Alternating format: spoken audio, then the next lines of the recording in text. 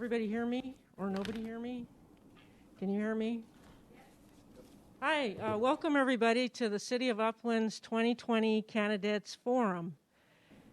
This is an opportunity, we're very happy to do this. This is an opportunity for the residents of Upland to hear from the candidates that are applying for the November election. Due to social distancing requirements, we have 13 candidates, so due to social distancing requirements, we've separated the forum into 3 rounds. We have, again, 13 candidates, one for mayor and for council districts 1 and 3, and then also for city treasurer. So those will be divided up. In the first round will be our city council districts candidates forum, and then we'll move into our treasurer's forum, and then we'll move into the mayor's forum. So at this time, I would like to thank Carrie Johnson, our city clerk, and her staff for putting this presentation together for us tonight. And also, I would like to thank Dr. Wendy Slatkin, who's our moderator this evening. I'm going to pull my card out because I don't want to miss any of Wendy's credentials. She is a professor. She was a professor at the Cal Poly Pomona in art history. Yeah, and she retired recently in 2015 from that position. She is a nationally recognized scholar of history of women artists and has written a widely used college textbook on that topic. Most recently, she is author of the catalog of the Chaffee Community Museum of Art's permanent collection, anticipated to be published in 2021 for their 80th anniversary.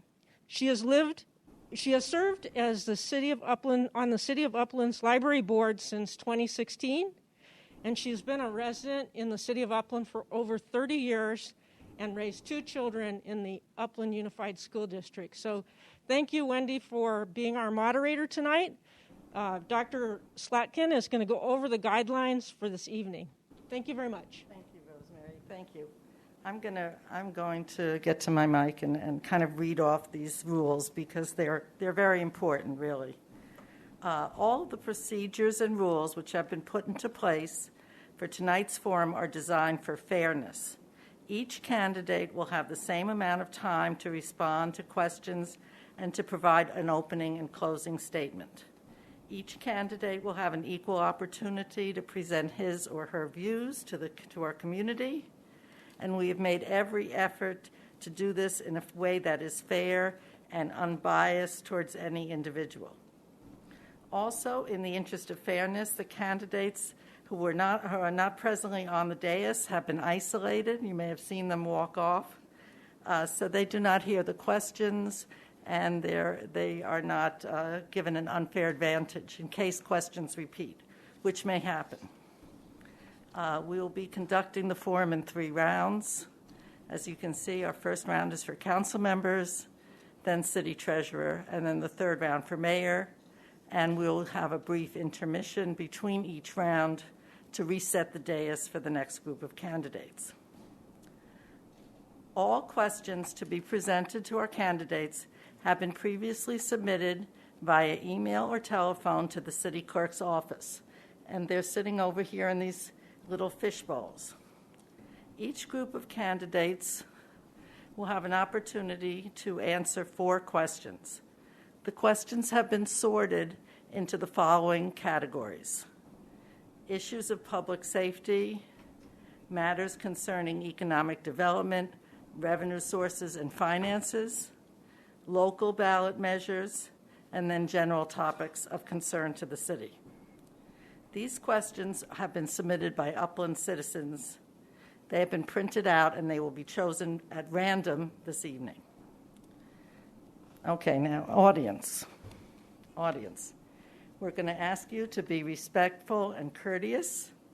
Do not interrupt or distract a candidate while he or she is speaking. And we want to allow each and every person the opportunity to be heard. we do not expect and will not tolerate disruptions during this event. The candidates have been seated in not in like an alphabetical order, but in the order of the Secretary of State's random alphabet draw. Each candidate will have a chance to present an opening statement, then the question period, the 4 questions. Sounds like a Seder. And before each question is asked, a number will be drawn to determine which candidate goes first. After the first candidate has responded, we'll proceed to the right in a clockwise fashion until all the candidates have a chance to respond. The candidates will then have the opportunity to present a closing statement. All the responses will be timed, and we'll let you know how long you have for each segment. We have a timekeeper. Timekeepers carry over there. And these are the lights here on this device, okay?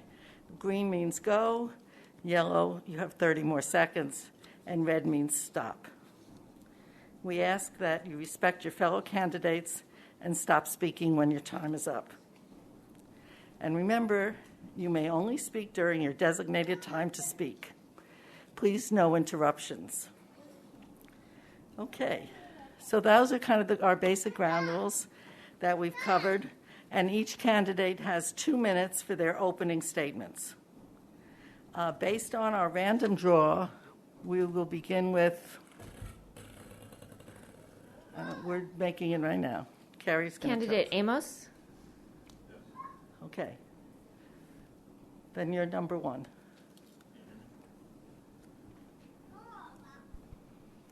Go ahead. Is the microphone on? That's better. Good evening, Upland. Most of you know me. For those who don't, allow me to reintroduce myself. My name is Lamont Amos, better known to Upland as Amos.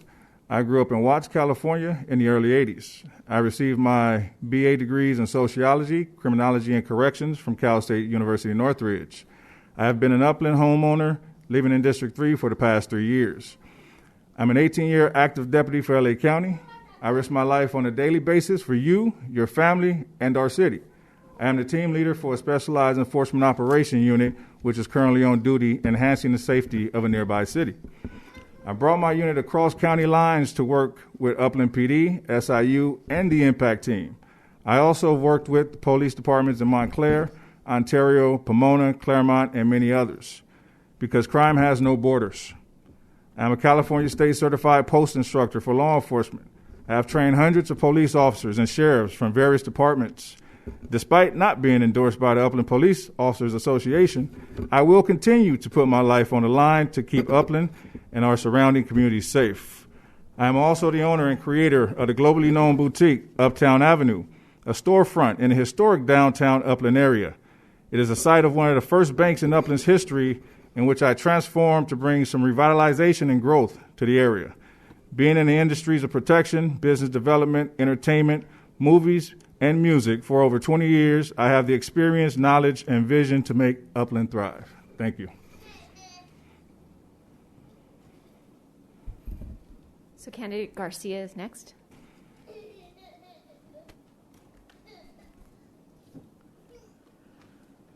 Okay, can you hear me okay? All right. Good evening, folks. My name is Carlos Garcia, and I have lived in Upland for the past 4 years with my beautiful wife of almost 23 years in this November, with our son as well, too. I'm a local business owner. I have my own technology and social media company. I hold a bachelor's degree in information technology from the University of Phoenix, as well as a master's degree in educational technology from Pepperdine University. I also have my CTE teaching credential from the University of San Diego. I have many years of experience in both education and private industries, and I'm a big believer in helping others. I'm asking for your support this November to represent District 3 to have a voice on the City Council. I'm not a politician, and I want you to make sure that you, the voter, understands that. I am hoping that this community-driven effort to represent District 3 seat, that there is no I in serving our community, and it's all about our community coming together as a team. We have 2 years left on the term of this seat, and I want to make sure we don't waste precious time not involving or listening to the members of our community when it comes to significant decisions as well. I want to bring change to our city. Therefore, my goal is to be a voice for our community and district with the help of all of you. I would like to make an impact in the following areas. For public safety, I want to continue to work closely with our police department and community to continue to build our neighborhood watch programs and continue to eliminate crime in our city. I would also like to share that the Upland Police Officers and Police Management Association have endorsed me as a city council candidate, and for that I am very grateful. Win or lose, my family and I will always continue to support the men and women of our Upland Police Department, especially when standing up for our Chief of Police, Darren Goodman. Our community parks is another area I want to make a full impact on. I want to continue to work hard for our community to prevent the sale of precious parkland in our city. That includes the sale of a portion of Memorial Park as well, too. And lastly, the third area is economic development, to work to bring new opportunities and to also help those businesses right now that are struggling due to COVID-19. Thank you. Candidate Ho Ching is next. Good evening. My name is Tavanga Ho Ching. Many people know me as Coach Ho Ching. I've been an Upland resident since 2008. I'm running for City Council for District 3. I married my beautiful wife, who is a third-generation Uplander. My wife and I have 7 kids, 6 boys and 1 princess. 4 of them have graduated from Upland High School. 3 of them, 2 are still in Upland High School, and 1 is at Foothill Nose. All of my children have been heavily involved in sports and in activities in our community. You might have seen my wife and my children helping out at the snack bar for the football high school games. We have enjoyed volunteering for all of the programs that we've been involved in. I have my master's degree in organization management and leadership. I have a dual teacher's credential with multiple subject and special ed. I've also just completed my admin credential. I've taught special education for 7 years in the Los Angeles County probation juvenile halls and camps. I have just recently been promoted to where I'm working in admin for Los Angeles County Office of Education for the luncheon program and also for the camp assessment unit. I hope to be able to serve at the City Council and bring stability and unity to Upland. We need transparency. I am a God-loving man. I believe in serving others. I believe that we can make a difference if we work together. Please vote for Coach Ho Ching for City Council, District 3. Thank you. Next is candidate Philippi. Good evening. I'm Gino Philippi. Thank you to the staff and the city for providing this evening's forum. I appreciate the opportunity to share the concerns of District 3, Southwest Upland, and my vision for its future.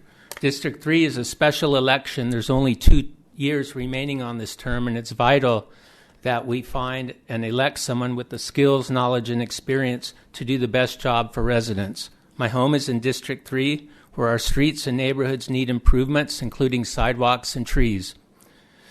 Also, stopping property thefts and break-ins is a concern of the residents of that district.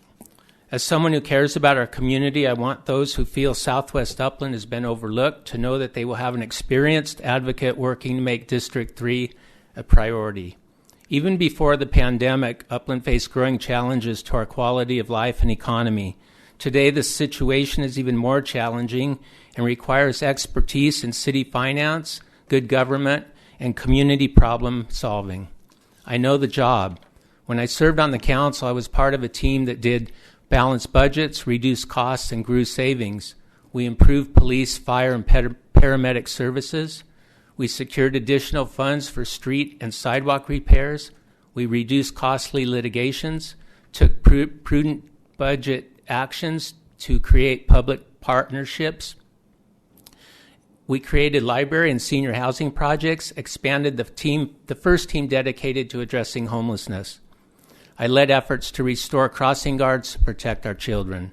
We reduced salaries and ceased lifetime medical benefits for council members. I was born and raised in Upland and have lived here over 50 years. Serving you, the residents, is very rewarding to me. I will work wholeheartedly to overcome our challenges and to unite our wonderful Upland. Thank you again for this opportunity. Our final opening statement for this round is Candidate Most. Hello, neighbors. First, I want to say thank you to the city for organizing this event and residents for attending and tuning in. I'm a lifelong resident of a proud 51 years. My husband, Mark, and I have 2 daughters who attended Upland schools. Bailey graduated from Upland High School in 2016, and our other daughter, Abby, is the class of 2022. I attended Upland schools and graduated from Cal State San Bernardino with my BA in management. I worked as a sales executive in Nordstrom's for 23 years. After I retired, I went to work with my husband, Mark, at our family business, which is located here in Upland. I have been an active resident and community volunteer. I currently serve as the City Council Advisory Committee, as well as actively promote Upland restaurants and businesses using the Facebook page Eat Upland. I attend or watch online every day, every council meeting, because I believe it's important to stay informed and have knowledge of matters that impact me, my family, and my community. Over the years, I have watched Upland grow and mature into the Upland we all see today. Growing up, Upland provided me with a great education, safe neighborhoods to grow in, safe streets to play on, and great parks to play at. That is why I chose to start my family here in Upland, so my children could experience the same wonderful childhood Upland afforded me. Unfortunately, Upland has experienced some growing pains that have only been made worse by the COVID-19 pandemic. I feel my knowledge of current city issues coupled with my professional business experience and community volunteerism have afforded me a unique set of skills and understanding of Upland. I'm running for Upland City Council because I am ready to take my commitment and dedication for Upland to the next level. Our city faces financial budgetary issues that will affect service levels residents have come to expect from City Hall. It's time to refocus City Hall on residents' expectations of customer service support and our public safety officers who protect our community. I'm committed to working with my fellow council members to tackle the challenges we as a community will face. My involvement in the city has reaffirmed my desire to represent the residents of District 1. Thank you, candidates. And thank you for no one went over their 2-minute time limit, so that was great. Okay, so now we're going to move on to the question portion. And are you going to pick the questions? Or okay. Go ahead.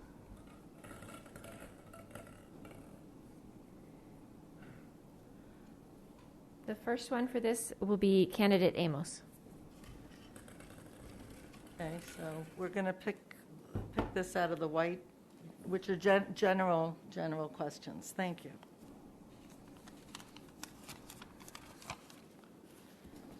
How do you feel the city can improve transparency and public trust?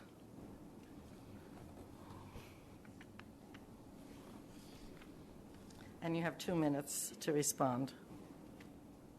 Michael, thank you. First of all, the city can improve transparency and public trust by actually sitting down and getting to know each other, first of all. I think the problem with the city is a lot of people technically have been here too long, in the sense that they know each other too well. They went to high school with each other. They were born and raised here. And sometimes that could be the biggest problem. I think you have to actually sit down with one another, put your differences aside, and realize that what we're doing here is for the greater good of the people of Upland. It's kind of hard sometimes when you look at different aspects of social media, you look at different postings, and you see just how divided this city is. I'm not from Upland. I wasn't born here, raised here. I didn't attend Upland High School, but I can't compare and contrast to what it is to work with a tight-knit group from all different backgrounds and cultures, and realize that you must put aside your differences to achieve a common goal. Thank you. Thank you. Next is Candidate Garcia. Will you repeat the question one more time, please? Of course. How do you feel the city can improve transparency and public trust? So one of the things that I've come to learn in the 4 years that I've been here, too, that there's a lack of communication. And so for me, the lack of transparency is overused, yet what does it really mean, right? Accountability and transparency are different, but they're not interchangeable as well, too. I think that there has to be more communication for folks. I think that the council has to work together as one cohesive unit. What I am running on is unity for our community, and that also includes our council and our city staff as well, too. We got to work together to bring things more awareness to the citizens as well too. That's one of the reasons why I've done a lot of live streams, not only for the Planning Commission and special city meetings, because it's not really broadcast live for folks to really know what's going on. For me, I feel that it is very important as we sit up here representing our districts in our city as a whole, that we need to be as transparent. Staff needs to be very transparent, and I'm using that term now because I also want to make sure that when communication needs to go out, it goes out in a very timely manner and not waiting till the very last minute to talk about it as well too. I think the more we get folks involved in our community in the process, make them more aware of things that are going to happen, there's more community buy-in, and I think that's also very important too, because we are representing our city. Thank you. Thank you. Next is candidate Ho Ching.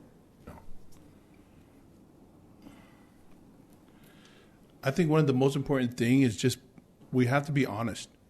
We have to be honest with ourselves and honest with the people that we're talking to, because not everyone's going to agree with us. And sometimes we try to hide things because we don't want to get in an argument, or we don't want to be involved with a disagreement or so forth.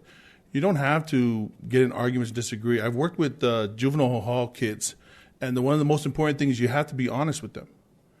You know, no is no, but you have to be able to explain yourself. You can't just say no and just move on.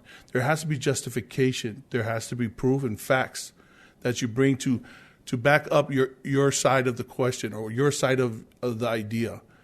You know, and they don't have to agree with you. The other thing is accessibility. You have to be accessible to the people.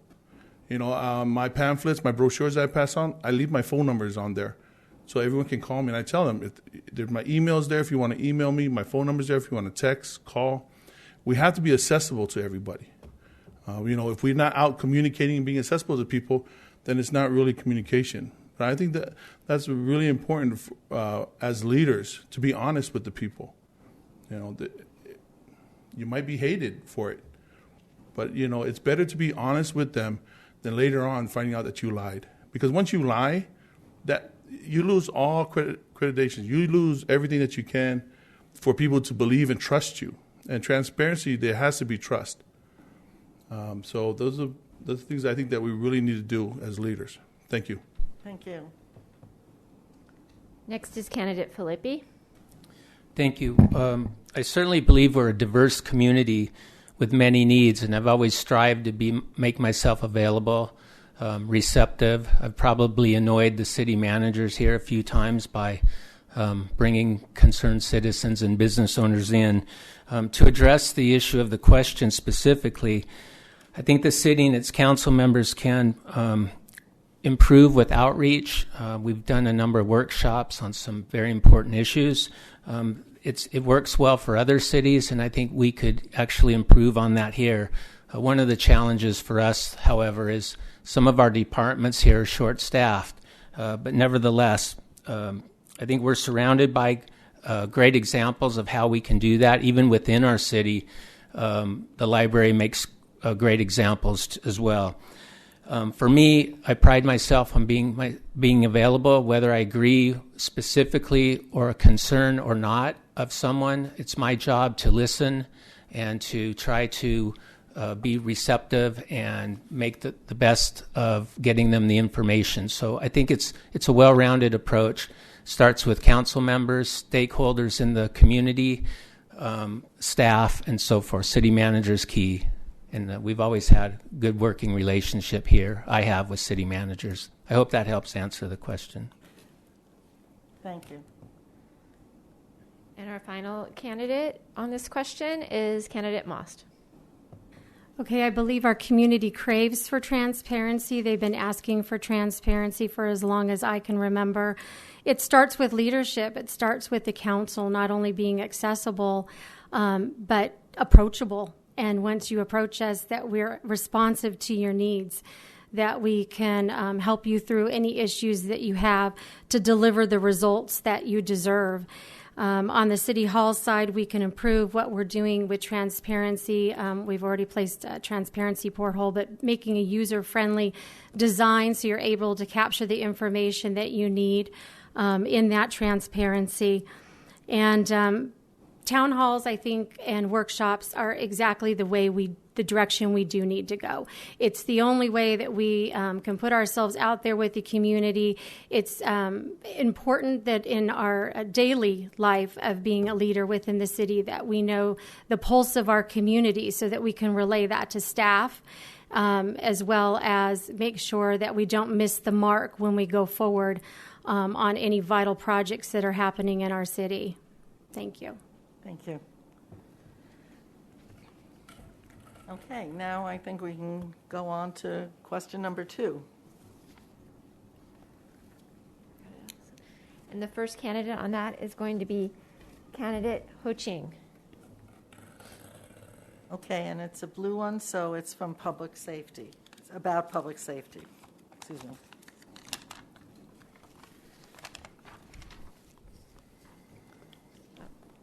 Okay, it's a little long. Do you believe that COVID-19 is real and presents a significant threat to humans? If yes, are you committed to promoting the wearing of masks and using non-enforcement strategies, that is not law enforcement, to encourage your constituents to abide by the recommendations of the CDC and county health authorities? So public safety related to COVID-19. Is COVID-19 real? Yes, it is real. Okay. That's the first thing I think. I think it's a fine line because you have people who are talking about their rights and so forth. And I think if we just put the positive notion out there that, you know what, even if you don't believe in the mask, it makes people around you feel comfortable. You know, if you're not going to do it for yourself, do it for your neighbors. Do it for your friends. Do it for the people that are around you. Do it for your fellow citizens. Wearing a mask, for me, is very difficult. I have asthma. I'm a little overweight. I sweat a little bit all the time. But I wear it because I want people to feel comfortable. You know, I wear it so that other people, you know, the doctors have even told me, you know, wearing a mask for a long time is very bad for me because of my asthma and so forth. But it's about caring for each other. It's about thinking of your neighbors first, you know. Wearing a mask, whether you believe it or not, I think should be secondary to helping everyone else feel comfortable. I think if we, you know, when I grew up, it was, you know, we always cared for our elders.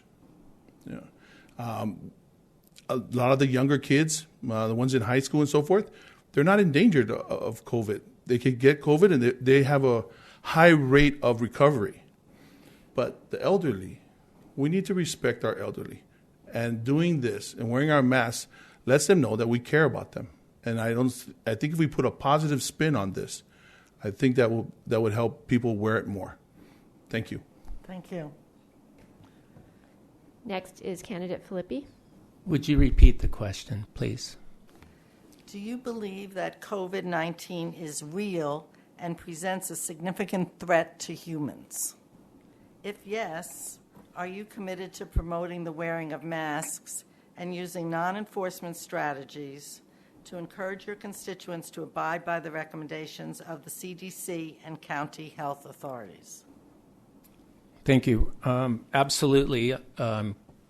It's a real concern. I take seriously the precautions and the advice of the medical experts. I pay close attention to what our county is providing, as I think our county is doing an excellent job, actually. Testing's now a quick turnaround, I think within 24 or 48 hours. Yes, I'm committed to practicing wearing the mask and taking other precautions. I think we owe it certainly to our neighbors, and as my opponent to my right stated, it's basically looking after care of one another. So absolutely. Thank you. Next is candidate Most. I too agree. I've known quite a few people that have contracted COVID, So it's definitely real. As far as the enforcement aspect of it, it was something that was brought up at the City Council Advisory Committee that we looked into. And it was unanimously that we voted that it is really up to the responsibility of the individual to the resident. We don't have the staffing to enforce it. It's not up to the police department to, in my opinion, to enforce it. But it is a courtesy. I wear a mask. It is part of the county ask of us that we be doing that. I believe in following the rules. If it makes others comfortable in my presence, then I absolutely, as a courtesy, want to be able to make them comfortable and protect them as well. We certainly take our own measures in our own household until we get a handle on what we have going on. Just recently, unfortunately, the county was not able to move us to the next level of opening businesses up, which is catastrophic every time we remain closed. So the suggestion is that people that do have it or think they have it, they're testing positive. We need to get a lot more testing going within our county to drive up the negative rate so that we can move on and move forward in life. Thank you. Thank you. Next is candidate Amos. Yes, I do believe that COVID-19 is real. Like everyone, we all know someone who's been affected and who have perished due to this illness. We must continue to abide by the current guidelines, which is no mask, no entry. That will allow businesses in the city to reopen sooner than later. At the end of the day, this is all about focusing on what's good for everyone in Upland. Thank you. And our final candidate on this question is candidate Garcia. So this is a very hard question for me. And the reason it is very hard for me is because I did lose my sister April 20th of this year due to COVID. So it hits home. Do I think it's real? Absolutely, it's real. Do I think that folks need to take this a little bit more seriously? Of course they do. Do we have the manpower in the police department to enforce laws? Absolutely not. We don't have that. So I think it really comes down to the basics of common sense. Respect what the medical community is saying about wearing a mask so you don't infect others, or for, common sense, again, will tell you that if you're sick, stay home. There's no reason for you to be out there exposing others to whether it's the flu or anything else. And this just doesn't apply to COVID. It actually applies to like the flu and anything else on there. I think that there has to be a way that we can get into the next level color so we can start opening up our businesses. More importantly, a lot of our restaurants. We've done a lot of stuff on the outdoors, but there's still much work to do because that's not enough. The fact that, we have educated a lot of folks, the restaurants are putting up signs, that's great, but we need to continue to drill in the education piece so we can get out of this situation and start moving forward to a healthier economy here in Upland. Thank you. Thank you. Okay, I guess we now will move to question 3.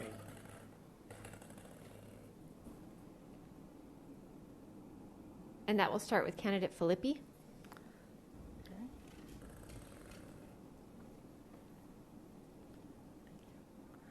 Okay, and this is about, the topic is local ballot measures.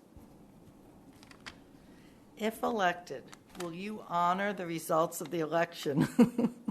I'm laughing because of last night. Anyway, the results of the election in regards, this is specific, in regards to the park sale.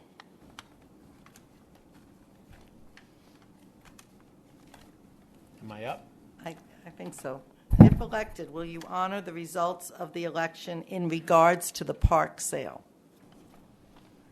Absolutely. First of all, I think most recently, I think the current city council did the right thing by allowing this issue to go to vote of the residents. I'm a longtime supporter of the Memorial Park. Like many of us, it's been one of the highlights in many of our lives of the city.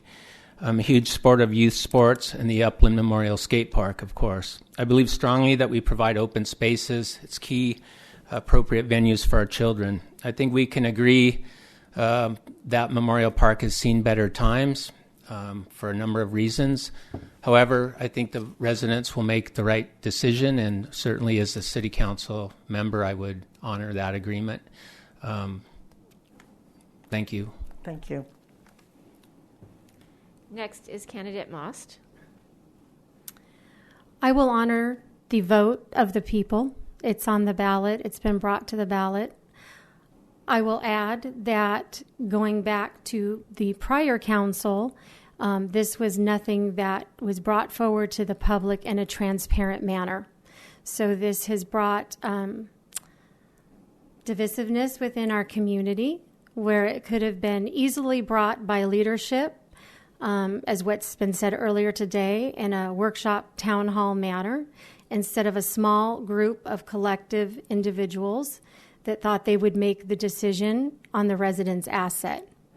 So we are unfortunately at the point of having this on the ballot and needing to vote. I'm sure the voters would like to know where I stand on that, so I will share that I will be voting against it.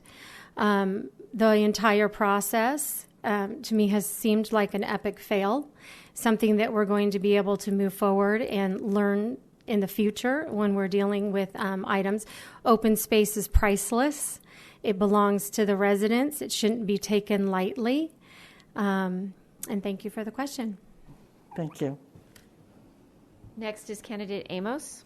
I will most definitely honor whatever decision is made as long as the community is safe to go to the park. They don't have to see any drug deals or transients on the playground. I think that change is due to the park. Fortunately, it hasn't been done in quite some time. Being born and raised in Los Angeles, a few times I've gone to this park, it reminded me of MacArthur Park in LA. If you've been to that park, you know that it's historically in dire need of renovation, and it's the wrong park to be in after 5 o'clock. So whatever decision the public decides on, I think priority should go to the public safety of that park, enhancing lighting, and making it safer for the children to play. Thank you. Next is candidate Garcia.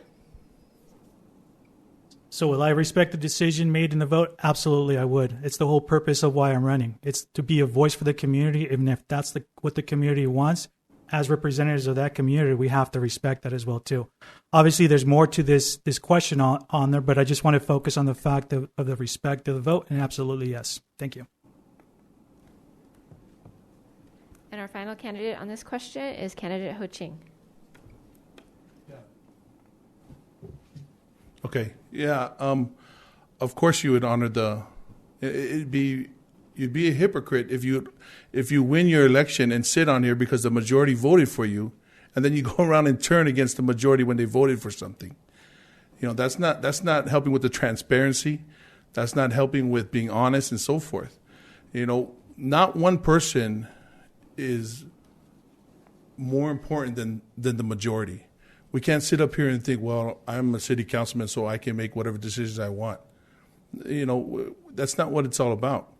You know, we have to follow what the people want, even if you disagree. Like for that part, I would not have had the contract done like that. But it's done. There's nothing I can do about it. I wasn't there when they did the contract. It's not something that I would have pushed through. I would have pushed more for a lease type of thing, so we wouldn't lose the land. But you know, but to come up here and win the majority and win a seat as city councilman, and then taking the majority vote of the people of Upland and saying, you know what, I think I know better than them. I'm gonna change that decision. It's just being a hypocrite, and we can't do that because we talk about transparency, we talk about honesty, we talk about building a great rapport with the community. How do we do that when we go against them like that? So most definitely, I would totally support whatever decision the majority come out with. Thank you. Thank you. Okay, so I guess we're up to the fourth question, and it'll be concerning economic development, revenues, and finance. And the first candidate to answer this question will be candidate Amos.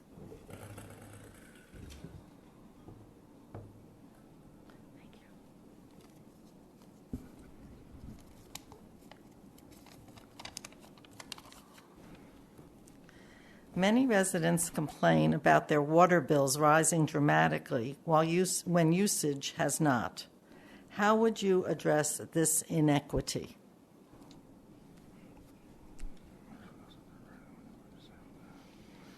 think in regards to that question, we need to continue abiding by the restrictions of the water use. I think a lot of people have gotten away from that.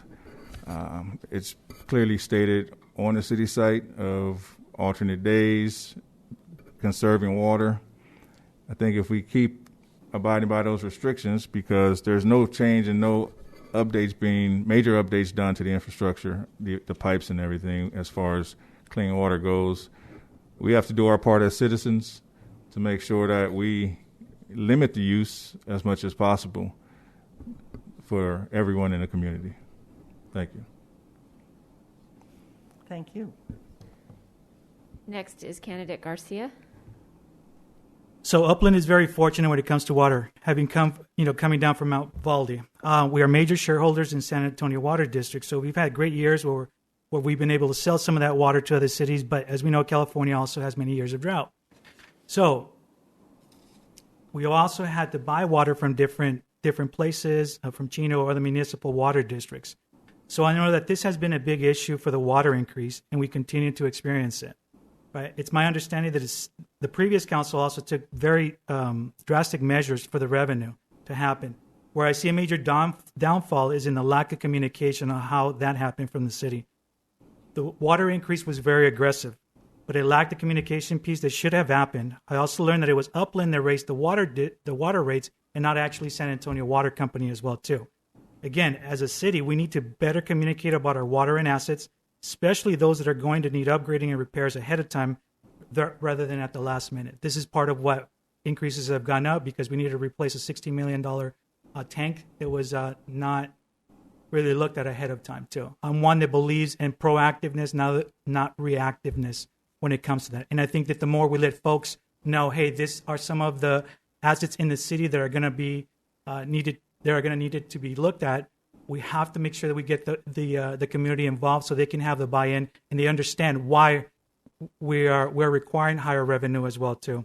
So it seems that from what I'm gathering, that the water ownership and the future of water looks good compared to some of our surrounding cities. You have to remember that water is very precious, much like our parkland. Once it's gone, it's gone. And also, you got to realize that water has become the new California gold. So we need to really, really keep a close eye on it. Thank you. Next is candidate Ho Ching. So water, I think not many people in Upland know about the water. To find out that the company that it comes from, the San Antonio Water Company, I think we need to do a better job at educating, better job of making the citizens understand where the prices are. Why are the prices going up? For example, we had the drought, and there was save water, save water, save water. And then all of a sudden, drought was over, and it's like, we have too much water, we're going to have to raise the price. That does not go well with citizens. We have to make them understand why. Why? This is the reasons. Explain to them. Because like I said, whether they agree with you or not, but if you have the facts to back up what you're saying, they have to accept it. It's just one of the things where we have to be working, we have to have transparency. We got to be open. The people will have to be able to ask a question, and we have to be able to answer it. Whether they agree or not, that's not the question, but we have to answer it honestly. Why are the prices going up? And this is the stuff that we need to get out to the community. Because when the community doesn't know why, they just get upset. They get frustrated. And I totally understand that. So I think we have to do a very good job in educating, getting out the reasons, and promoting it, being able to answer the questions that we need to answer to the community. Thank you. Thank you.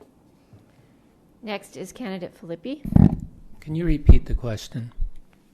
Many residents complain about their water bills rising dramatically when usage has not. How would you address this inequity? Thank you. Our water rates are based on two components, a fixed meter charge and water charge, standby water charge commodity. In 2014, the city did its first water increase since 2005. Unfortunately, the new rate schedule was implemented just prior to the 2015 drought. assumptions used for water use did not anticipate changes, reduction to the usage component of the rate schedule. The city went through a series of outreach efforts through the Public Works Department to ratepayers, perhaps not good enough. In addition, the San Antonio Water Company, which the City of Upland is the largest shareholder, was faced with an increase from San Antonio Water Company, and the city cannot simply keep absorbing water rate increases. Conservation is difficult, but during the drought, Upland was mandated by the state to reduce its water use by 35% below 2013 usage or be subject to fines. The first month, we did not achieve the mandated reduction, but the community responded positively to the call to reduce water, and we hit the 35% reduction. Reduction in water use has significantly impacted the water utilities revenues, slowed the capital program, and reduced operating reserve. Again, why were revenues reduced? Because water use, the second component of our rate structure, this type of structure is not unusual. It's a double-edged sword. Usually conservation occurs over time and is corrected over time in a gradual increase, not so abruptly. I can assure the residents the water rates and the water quality are outstanding, and you have a very responsive water department here, very in-depth. Thank you. And our Thank you. final candidate on this question is candidate Most. Okay, so I certainly feel the pain with all the residents. I have a $400 water bill, and at times wonder when I retire how I would even fit that into my budget. So I've read a lot about this, heard a lot of complaints on the situation. So rewinding and going backwards, this is what happens when leadership doesn't take the moves that we need to gradually increase what we need to do as far as the residents without doing front-loaded increases. It was a little unfair to receive a 17% front-loaded rate and then another 9% rate.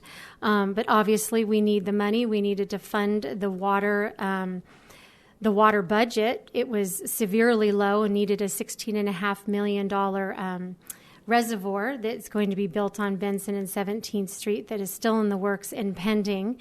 I do believe that it's important that at one point we had a water calculator that you could tabulate, so at least we could educate our residents to know what is coming, as well as put what your standby fee is used for, so that you know where your money is going for that service.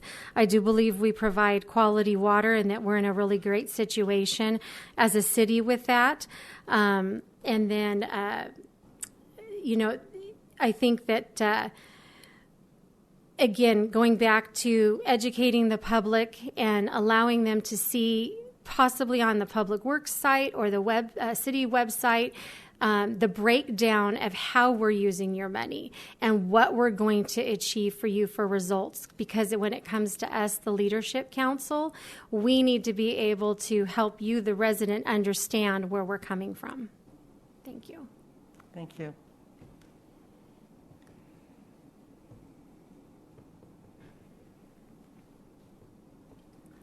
Our closing statement. Has everybody, okay. Okay, now we've gone through our 4 questions, and now we're ready for the candidates' closing statements. Each candidate has 90 seconds, 1.5 minutes, for their summary statements. We're going to start with Candidate Garcia. Candidate Garcia, thank you. Thank you again. My name is Carlos Garcia, and I'm asking for your support this November to represent District 3 to have a voice on the City Council. I'm not a politician. I'm a servant leader. I'm also not trying to revive my failed political career or fill a seat because my previous candidate promised it to me. I also want to make sure that this is a community-driven effort to represent the District 3 seat. There is no I when it comes to serving our community, and it's all about our community coming together. We have 2 years left on the term of this seat, and I want to make sure we don't waste precious time not involving or listening to our community when it comes to significant decisions. I want to bring change to our city in the areas of public safety. As a reminder, I have also been very heavily involved with our neighborhood watch programs and continue to help and provide a light, also to eliminate crime in our city. I would also like to share that Upland police officers and police management associations have endorsed me as a city council candidate. And once again, for that, I'm very grateful.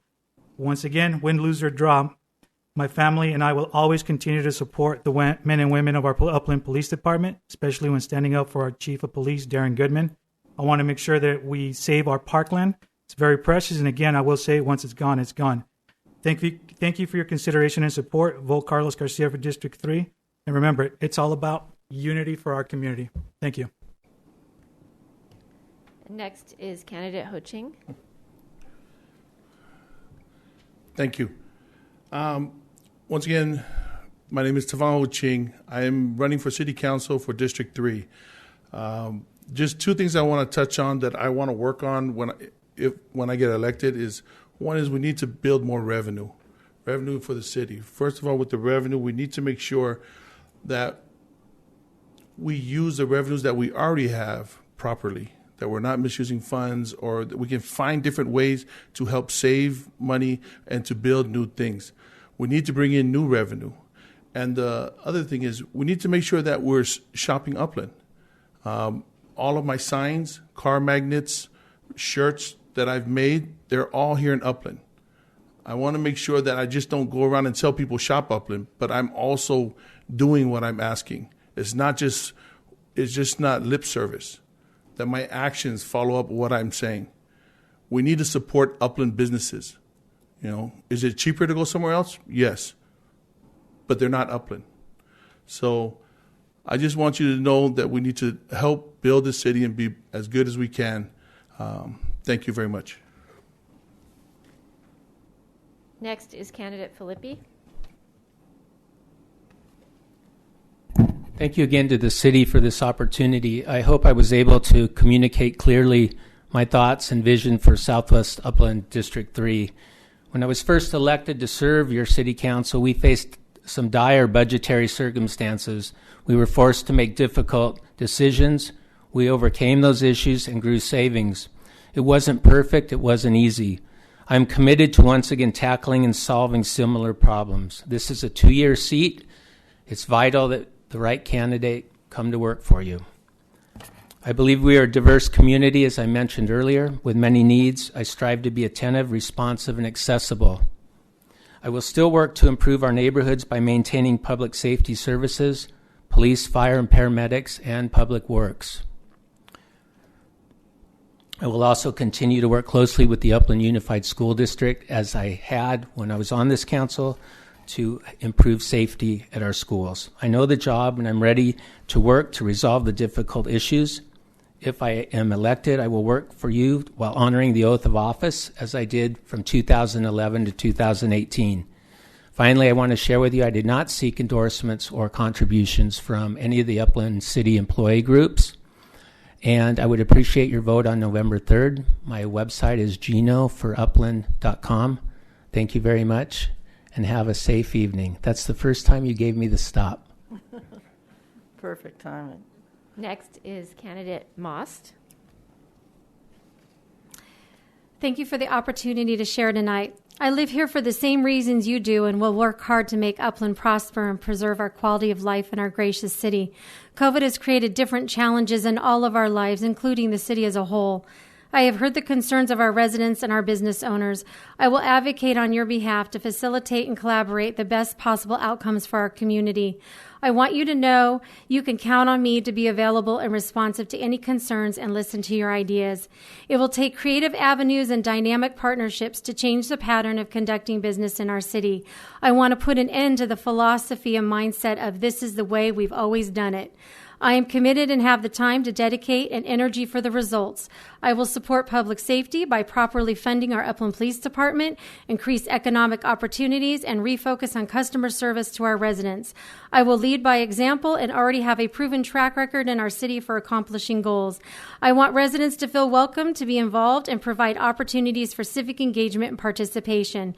Despite the challenges ahead, I am optimistic, and I look forward to creating positive and open dialogues with my fellow council members, our community partners, and most of all, the residents of Upland.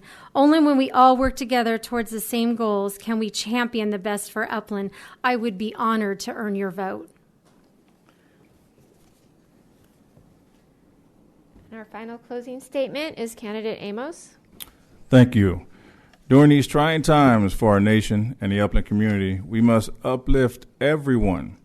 When it comes to voting, we must not be misled by one-sided newspaper articles, hateful social media groups, or deceitful individuals. We must put our differences aside, eliminate any personal issues, and come together for the greater good of not just some, but for all the people of Upland. Upland has untapped potential that has been neglected for years. Prior to pursuing that potential, community safety needs to be the number one priority, followed by community diversity relations. I am purpose-driven, a man of conviction, and will continue to dedicate myself to enhancing the quality of life for the people and our city. I will continue to put into action what most people only talk about. With Amos as your District 3 City Councilman, Upland will become a destination city and enriched. Most importantly, I will make Upland safe because I am the thin blue line. Thank you. Thank you. And thanks to all the candidates. And that concludes round one of this forum. And thank you so much. We're going to have a brief recess now and prepare for the next round of candidates. Thank you again. Greg Bradley. I was born in Upland, and I'm deeply tied to the city. My grandfather came here 115 years ago and operated the telephone company, which was so old it was called the Telegraph and Telephone Company at the time. My son's great-grandfather built significant buildings here, such as schools, and this beautiful church just over here on Euclid at C in Euclid in 1930. I started one business in 72 and two others shortly after I graduated from college. In addition to those, I manage the technical systems and other businesses and work as a consultant in business and litigation. I have noticed that the city has been working their way to disaster for some time now. It's clear past city leaders have mismanaged city finances and dismantled institutional systems and procedures intended to foster transparency for the residents. We have been in a state of imminent failure for a decade. The role of a city treasurer is more than just protecting cash, investments, and other assets. In 2016, Larry Kinley, a very competent treasurer, was elected. Neither the mayor nor any of the 4 city managers in 4 years would allow him to do his job or even meet with him. In the only meeting with one of those, the answers to all questions were, "I don't know," or "I can't discuss that." The situation was so desperate that the Fiscal Response Task Force was created in 2013 to address the imminent implosion of Upland. Please look at that in detail and look at the results. They saved us, right? It's more like they saved their cronies. Mr. Kinley is hoping I can force the city to allow me to do my job, as it was critical to manage many problems years ago. During the time he was not allowed to do his job, the desperate situation became worse. Thank you. Thank you. Next is candidate Dunn. Hi, I'm Stephen Dunn. Let's not kid ourselves. Elections are nothing more than popularity contest. Many voters vote based on what others say or based on what was posted on social media. Many voters don't base their decisions on actual facts, tending to believe whatever they hear or read. They simply will not take the time to find out for themselves. If they did, then Upland wouldn't be in the mess it's been in.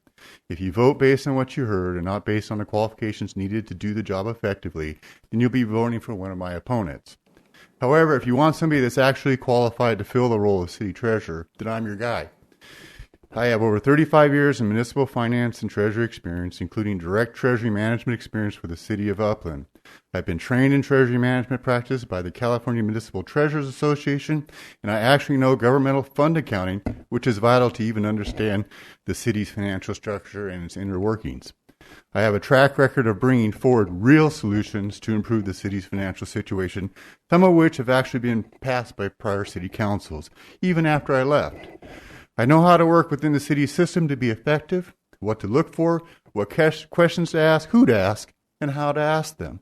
Neither of my opponents have this type of experience. This knowledge is important because without it, you'll be ineffective and neutralized by the system, just like the prior city treasurer was. Due to his lack of experience, the former city treasurer simply did not know how to play the game. And yes, it is a game. Everybody here tonight's playing the game. Okay, so he obviously did not realize the city treasurer is on the organizational chart. If you look at the organizational chart, it shows the city treasurer works directly for the citizens, not the city council, not the city staff. The city treasurers are afforded to the city council, city staff, city records. They're afforded access to there that not many others have access to. Access he could have exploited if he knew how to play the game. Unfortunately, he did not have the knowledge and experience to play effectively. I do. Thank you. And the final introduction is from Candidate Cruz. Hi, and good evening, everyone. My name is Darwin Cruz, and I am running for City Treasurer. I live in District 4, and my story began with my early childhood at the Upland Housing Authority. My parents are Latino immigrants that fled a communist country for the American dream. Their ultimate sacrifice to leave everything behind for the sake of their children speaks volumes to me now as I am a father who's raising a young son. I am proud of my Latino heritage and forever grateful to the United States in providing freedom and opportunity for those who desired it. I attended public schools and went to the college at the University of Laverne. There, I graduated with a Bachelor of Arts in Business Administration. My background consists in working in the banking field for the past 12 years in the commercial banking sector. There, I have held various roles in portfolio management and currently in credit risk analysis. My role is to provide a complete risk assessment of the financial health of a company seeking credit from a commercial bank. We do our risk assessment from top to bottom because we have the fiduciary responsibility to our depositors to lend responsibly within our guidelines and monitor the performance of that credit accurately and timely. As treasurer, I will ensure the same fiduciary oversight of Upland's finances. I have no problem in sounding the financial alarm when necessary. I have no problem in identifying potential risk before they arise, and I'll be your conduit for your fiscal concerns to this council. Thank you. Thank you. Now we'll begin the question portion. There are going to be 4 questions, and you will each have 2 minutes to respond. And the first question will be For Candidate Cruz. Okay, and it's going to come from the white questions, which are the general category. Many of Upland roads are in need of repair. What is your plan to fix them?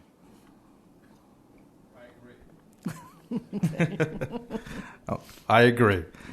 I live in District 4, so I witnessed the horrible conditions of the roads in District 4. Can imagine District 3, 2, and 1. We need to budget for paving our roads. And more importantly, I believe as a city, we need to make sure the maintenance of these roads are upkept when they're due.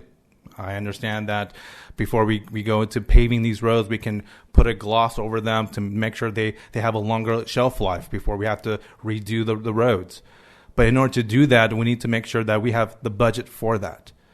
And it's not just waiting until the roads crack, until they're unbearable to drive on. We have to make sure that we're competent of making sure the maintenance of these roads are upkept year after year when necessary.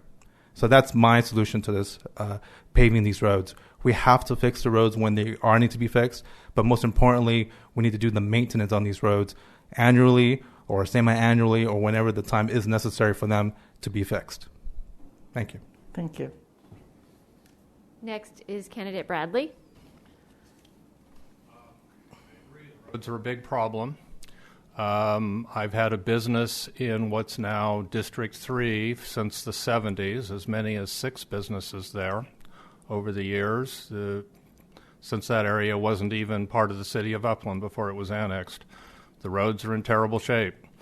I believe that some of these roads have been purposely let fall apart, that they have not done the maintenance, so it will appear as though we need more money, more work, more, let's say we need Amazon in here to get their influx in order to get these roads fixed. I have a big problem with the quality of the work that's being done. I manage the tech for 2 large companies that do build roads and streets and freeways. 2 of the owners of one of those companies were my partners in a vacation condo in Park City, Utah for 30 years. We were sitting in front of my house in one of the nicest parts of Upland in District 2, looking at the work on the roads that had just been done, and my friend said, I have never seen work done this poorly in a neighborhood of this quality in my entire life. I said, yes, the one guy running the backhoe that was doing the demo work seemed to be the only competent person working on that job, and it went downhill from there. That was 10 or 12 years ago, and they're falling apart again. We need to have an emphasis on District 3 and District 4. They've waited the longest.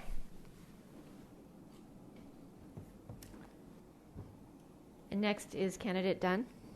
Okay, roads, I'm going to put it in 2 different categories. You have basically reconstruction, that's putting in virtually a new road, replacing a road, and then you have repair, that's the pothole repair. So, first of all, putting in a new road or replacing a road is, the city receives special revenue funds and like gas tax money that they're able to use that. But it's a limited amount of money that comes in and it's tied directly to the economy. So the best you can probably do is to stretch your dollars by trying to be more effective and efficient with the dollars that you have. Try to cut corners just so that you can get a little bit more. The cost of asphalt, the cost of actually doing that type of work is extremely expensive. So the amount of money the city gets doesn't nearly cover the amount of its need. As far as pothole repair and stuff of that sort, it's about resource allocation. And everybody's running and saying that everybody needs extra money, but the extra money has to come from somewhere. So you're either going to get extra money by raising new revenue, which is kind of difficult to do if you want anything significant, or you're going to end up taking it from a different department. Then comes the battle, the decisions that need to be made are, do I take money from the police department to give it to the public works department so they can repair more roads? That's the battle the city's been facing for years. I would say that everybody's platform is to support public safety, which I totally support. But when you're going to do that, it's going to cut at the cost of some other place unless you can figure out how to pay for it. Thank you. Okay, question number 2. Is going to start with candidate Cruz. Okay, and we're going to take it from the questions related to public safety. Thank you.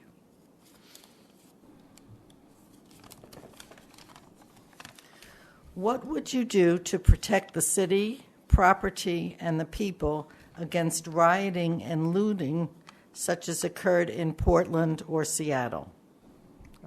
That's a great question. We all seen the horrors on television, in the news, of what rioting and looting can do to a city. I support law and order. Having said that, we need to fund appropriately the police department. Make sure they have the resources necessary to do their jobs. The chief mentioned to us during a candidates meeting that, he kind of put an analogy that he was running a car. He was using the car as the police department, driving without a flat tire for a long time, and now there's a flat tire, and there's no spare tire to fix it, and that's how he put it in regards to his department's condition in regards to resources. We need to fund that department appropriately so that the chief, a good man, can do his job. And safety for me is always first. Public safety is always first, making sure that our streets are safe so that our children can play, our residents can walk the streets without being, without the fear of danger or crime. that's pretty much the bottom line for me. We need to fund it appropriately and fully so that the chief can run his department, to its full potential. Thank you. Next is candidate Bradley. I'm strongly in favor of our police department. Monday night, I was sitting right back there with a sign, "Save the Chief." I was at the rally for the chief when the last deal was going on in the afternoon meeting. We have a fabulous chief of police. We need to do whatever it takes to keep him. We need to do whatever it takes to keep the police department happy. If we don't have the security, we have nothing. 30 years ago, when I was trying to work and get rid of some of the nasty businesses down where my business is, like the Mustang, that's now thankfully gone, the police department was great. In between, we've had some definite bad times. Now we have a great police department. We need to keep it. We need to fund them properly. Thank you. Thank you. Next is candidate Dunn. Public safety in Upland has been severely underfunded when you compare their statistics with the local communities. But again, it comes back to resource allocation. You don't have enough money to pay for the service level that everybody wants, then it's got to come somewhere. And that's been, again, a battle the city's been facing for quite some time. And the police department is really good at waging those battles. Luckily, the police department and public safety are eligible for additional funding. So as an elected official, you definitely advocate with the decision makers at the state level and maybe even the federal level to get that funding and continue to get that funding, because that assists them quite a bit in getting the tools that they need to do their job. You're talking about maintaining, keeping control with riot situation. They're going to need the tools and they're going to need the manpower to be able to provide an effective service. And again, the money has to come from somewhere. Thank you very much. Okay, question number 3.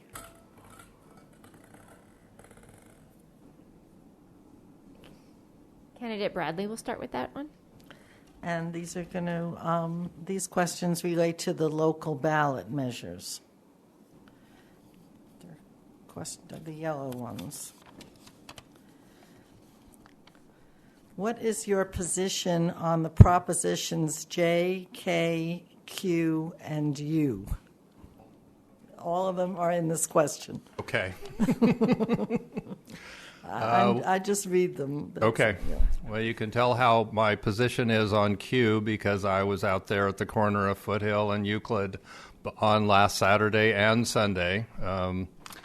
I believe that we've been extremely misled by the hospital and what they're trying to accomplish. I'm quite uncomfortable with what's gone on.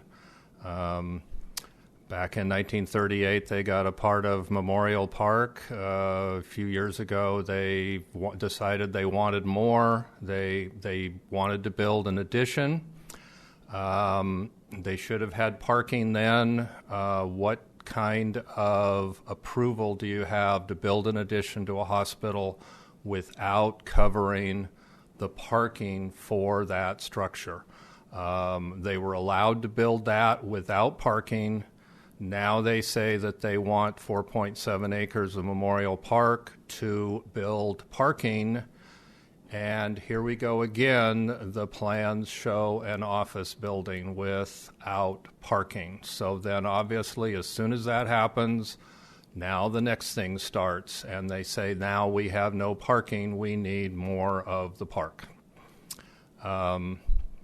The other ones, I'm sorry, I'm confused of which one is which. So I'm going to have to pass on the rest of that. I can't remember exactly which one is exactly which. Next is candidate Dunn. Okay, start with Measure Q. I'm not in support of the sale of the property to the hospital. I will say that my personal experiences of that project and that plan has been around for a very long time, like many others that appear every once in a while, and that ended up finally appearing. Memorial Park is what Upland's known for when you think about parks, and to start divvying up and lopping off pieces. But then on the other hand, you are dealing with the city's largest employer, so there is a tendency to want to assist them so that they don't decide to relocate. But then again, how are they going to relocate the hospital, especially if they just built it? So I'm not in favor of that. The measures, the other ones I believe are the measures that are going to be voted on at the county level, one of them being basically the reconstitution of Fire Protection District number 5, which I'm against. The other one is something to do with the charter amendment, which I think affects their term limits, and I don't even know what, because I know 2 of them. It's not, yes on all 3 and 2. So, and then the third one I think was compensation reduction for the county supervisors, and personally, I'm in favor of that. Thank you. And our final candidate on this question is candidate Cruz.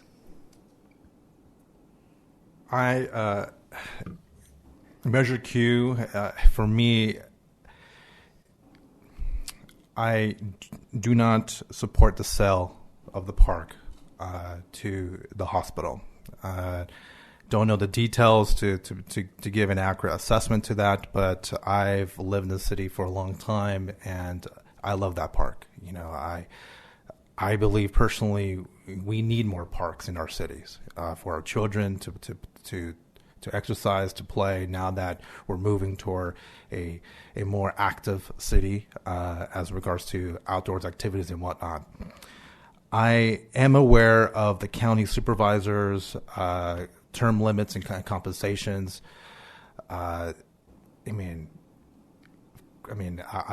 agree. That needs to be termed out and reduce their general salary. It's my understanding, correct me if I'm wrong, that the governor of the state makes $195, and these county supervisors are making more than $250,000 or close to that. That's just ridiculous. Other measures, I'm not aware. I'm not informed in detail, so I can't speak on those. But those 2 measures to me are very important. That's my position on those. Thank you. Thank you. Okay, now we are on to our 4th and last question, and it's going to concern economic development, revenues, and finance. And that will start with candidate Bradley. It's coming. Thank you.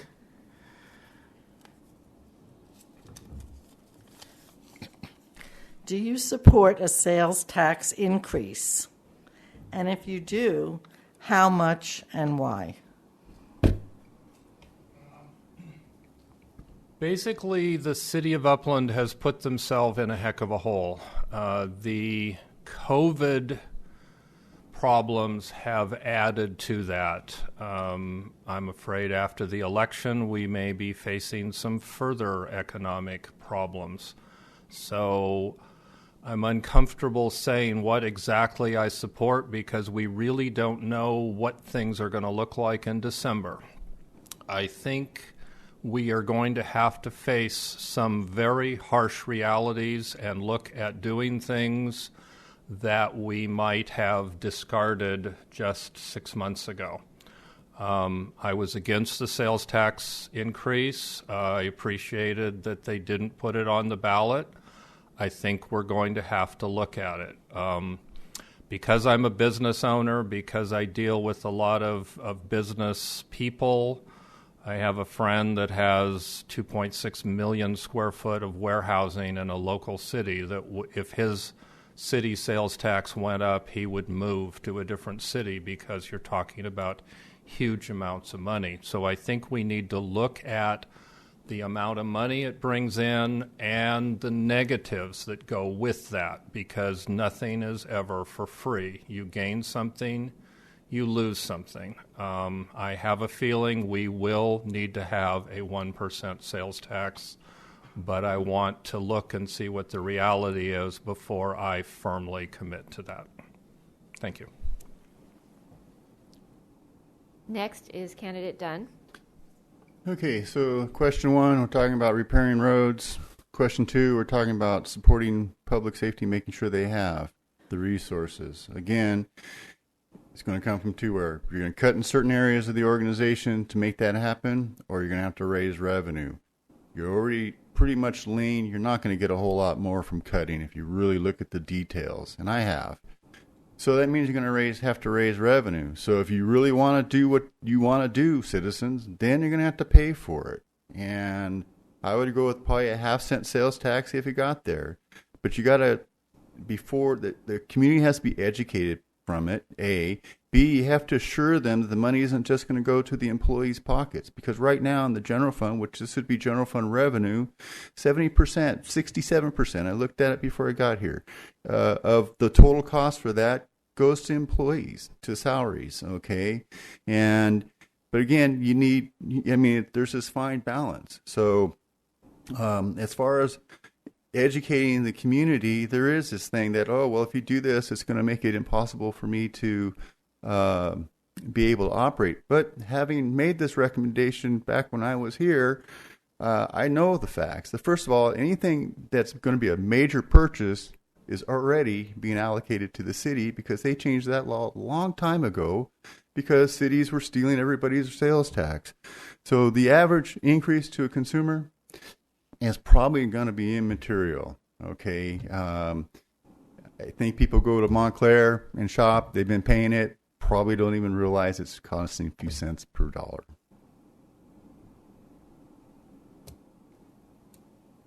I'm done. Thank you. Our final one on this is candidate Cruz. This city must do a better job in providing a better financial oversight of taxpayer dollars before asking the residents to pay more. A sales tax is a regressive tax, and Upland will have the highest rate in comparison to Rancho, Ontario, and Fontana. Before we ask our residents to provide more, I believe we need to implement a zero-based budgeting mechanism to ensure every taxpayer dollar has a purpose and eliminate waste when necessary. That's my view on the sales tax. Thank you. Thank you. Okay, so now we're up to our candidates' closing statements. We're giving you 90 seconds, 1.5 minutes for your summary statement. We will start with candidate Dunn. Candidate Dunn. Okay. I clearly have a lot more education experience to fulfill the role of city treasurer. However, I accept the fact that my resume doesn't really matter. Unfortunately, Upland politics has turned into a us versus them battle. The problem is nobody really knows who them is. There's a lot of talk about cronyism, but think about it. What's really gone on is one group is just trying to replace the old cronyism with their own version. They say the rule of 3 is all that matters, meaning that all you need is 3 votes from the dais to control the direction of the city. That's not true. A divided city leadership is not productive and not effective. Just look at the recent past. I'd venture guess that everyone here running for office tonight is doing so because they want Upland to continue to be a jewel in the Inland Empire. That's fine and dandy. However, city leadership needs to be united in solving the problems Upland is facing. They need to put aside differences, develop feasible solutions, and mandate changes within the organization. There is no magic pill. Upland's problems will never disappear until the extremely difficult decisions are made and implemented. Without a united city leadership, Upland will be unable to do that and continue to flounder on into the future. Starts at the top, folks. To close, please educate yourself on who the best qualified candidate is for each position, and most importantly, vote. Next is candidate Cruz. As I mentioned before in my statements, this city is at a critical financial juncture. The fiscal decisions that we make moving forward will impact future generations. One thing that we have not talked about today is the unfunded liability pension that we have. and I am unequivocally opposed to the pension obligation bonds that this city is talking about. This problem that we are in now originated in 2005, when then finance director, my opponent, Stephen Dunn, presided over that. My opponents don't have the temperament to navigate the challenges this city will face. We need not only new leadership, but relevant and experienced leadership. As an outsider, my current industry experience, I have the temperament to understand and navigate the challenges with proper fiduciary oversight that is needed to succeed. I want this city to be successful and not fall victim to the practices of the past. This is why I am running to be your next city treasurer. So residents of Upland, as a father, I am asking for your vote for this election because my child and your children are counting on us to make this right. Thank you. Thank you. Thank you very much. We have one more closing statement. Yes, we do. Sorry. Candidate Bradley. Sorry. CalPERS is the biggest problem facing all cities in California. It's a broken state system that's out of our control. We need to look for options that work well for the city and its employees. We needed a plan 7+ years ago, a plan to save the city, not to make more money for the cronies. We cannot undo poor financial decisions made by prior leaders, but we can stop making poor choices. This is going to require some new people and some changes. The huge problems in Upland were already disastrous before COVID started devastating our economy. It is critical that we have someone that understands how to handle things in crisis mode.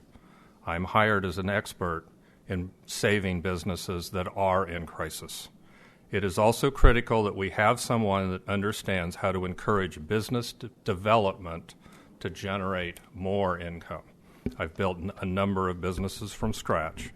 Waste in the revolving door of certain positions and severance packages are a big waste of money. Please don't fall for the Jerry Brown scam that the people who created the problem and their cronies know best how to fix it. If elected, I will dedicate the highest ideals and integrity to the office of treasurer. I will fight to reinstate the duties to the treasurer's office and return financial transparency for the residents of Upland. Okay. Well, thank you very much. Now we've done our concluding statements, and thank you, candidates. And we'll take a brief recess and reorganize here. Thank you. And we're going to begin with Candidate Novikov. and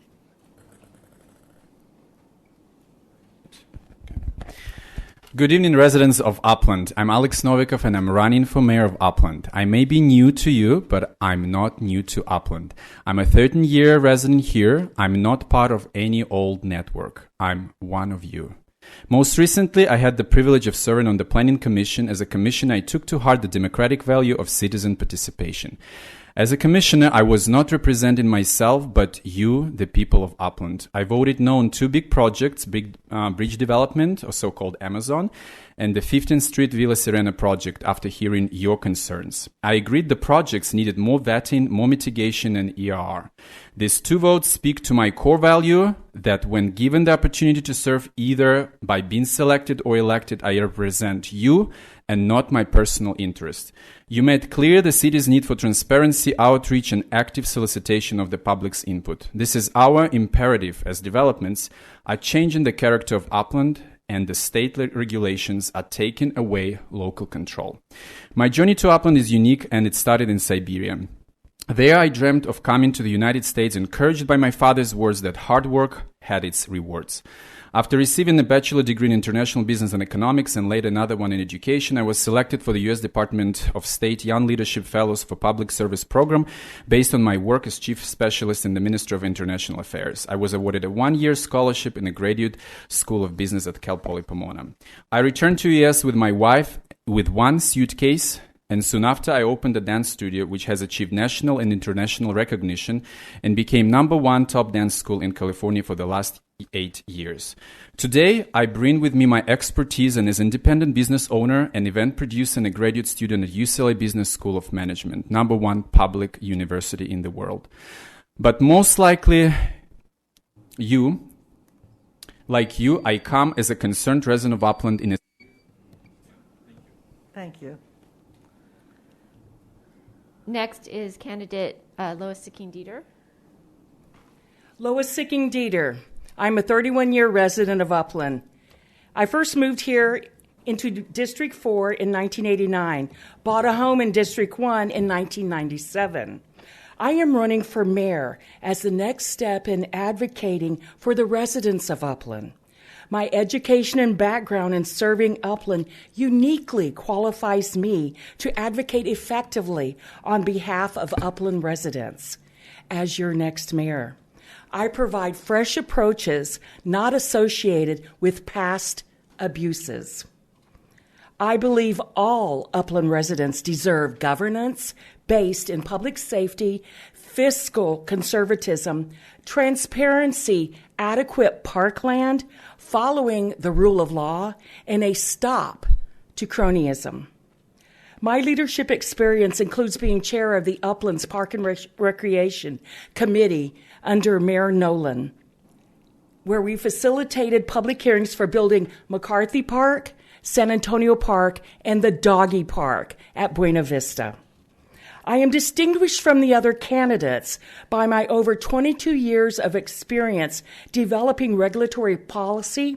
I have a bachelor's in mechanical engineering and a master's in environmental studies, to include urban planning, ethics, conflict negotiation between differing public opinion groups. I am the first candidate to advocate that the Planning Commission consist of a commissioner from each district as appointed by the council member elected by that district. As your mayor, I will do my very best to foster respectful, healthy dialogue and goodwill in order to create an inclusive and transparent forum for you, our residents. Thank you. Next is candidate Velto.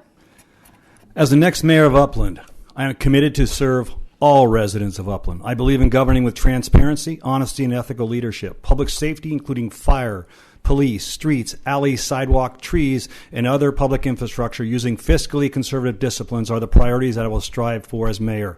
I support our Upland Police Department. I'm determined to find ways to assist our Chief of Police, Darren Goodman, in his efforts to increase staffing and provide the service needs for residents and those that visit Upland. I am endorsed by the Police Officers Associations. I support strategic growth for Upland, which must match the community needs. Upland has very few remaining parcels available for development. I also understand the need to support the revitalization of historic downtown Upland.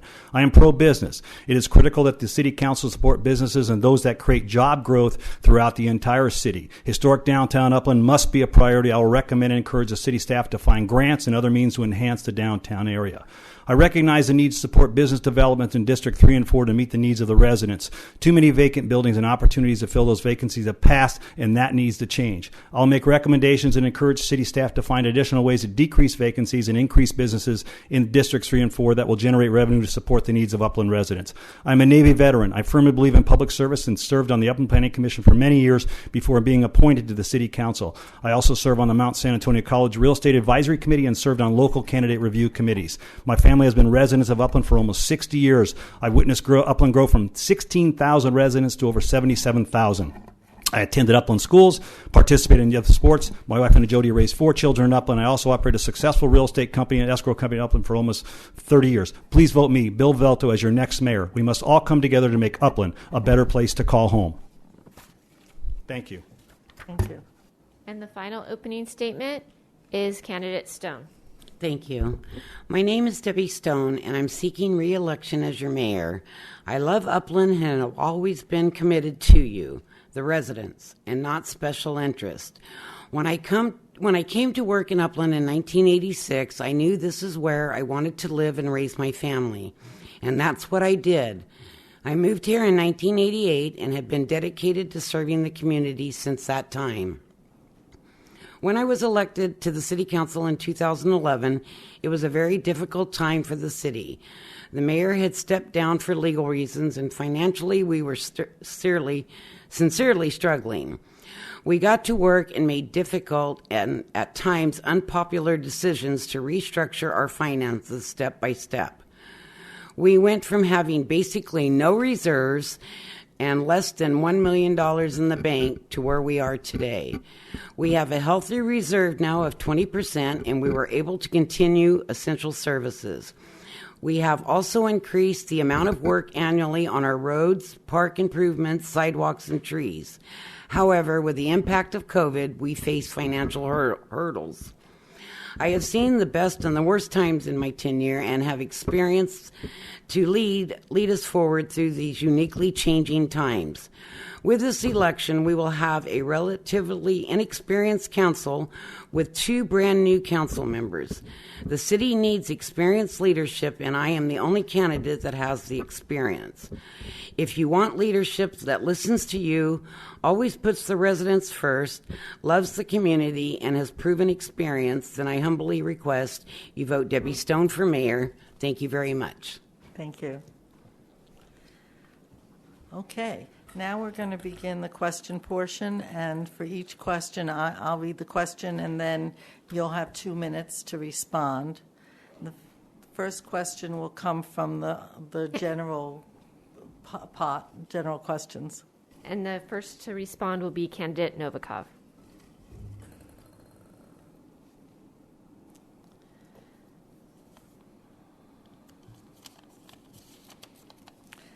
Many of Upland's roads are in need of repair. What is your plan to fix them? We need to, first of all, get the feedback from all the residents. We need to know if the city has all the information about those roads that are in a very bad conditions. So we need to prioritize which ones are most essential roads, avenues, the roads that carry a lot of traffic. Those are the ones that needs to be addressed immediately. We need to fix those issues. Then we need to go down the list and see what we can do based on our financial situation. We do understand that it's not possible to fix them all at once, but the priority should go to the ones that are the essential ones. And I think getting the feedback from the people, from the residents, is the number one thing. Thank you. Thank you. Next is Candidate Dieter. Thank you. This is a serious concern and has been, as I have discussed with many residents, our roads are in need of repair. Our city is 100 years old. Not only do the roads need to be repaired, but there is the water system infrastructure under the roads. For example, the 7th Street repair that is going on or recently has been done. This was a major concern, and we had to replace the water system under the road. I am an engineer. By background, I have conducted value analysis, and I would ask that the public be included for the sake of transparency in determining what roads are the highest priority, and that is based on a ranking system on their use. Are they near schools? Are they near the hospital? Are they near the hospital? What effect would it have for that repair being delayed until our COVID economy comes back? Do they need to be totally repaired because it costs $1.23 million per mile of road to be replaced? Where is the balance? I think the public needs to be involved in this. I think there needs to be a value analysis, and I am very well versed in conducting that, which again includes what are the important elements near schools, roads, how much traffic, how will the revenue be affected during the road repair, and will the water system also require being repaired at that time? I look forward to us having further conversations with you, the residents, on addressing our roads that are deteriorating. Thank you. Good question. Next is candidate Velto. Could you repeat the question for clarification, please? Many of Upland's roads are in need of repair. What is your plan to fix them? Well, I think the most important plan to look at is what is the city engineering department looked at through their surveys. The city engineering department conducts surveys throughout the city to determine which streets and roads are in need.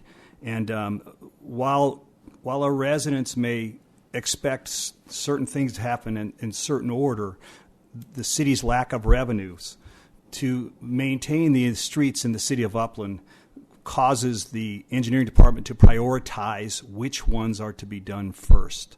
So we must rely on the engineering department to find out which roads and streets are most in need of repair and allow that analysis to be presented to the council for determination.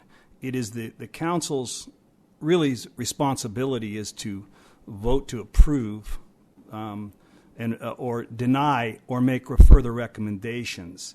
It is not to manage or to determine how it should be done. That is why you have a city staff and including the city engineering department.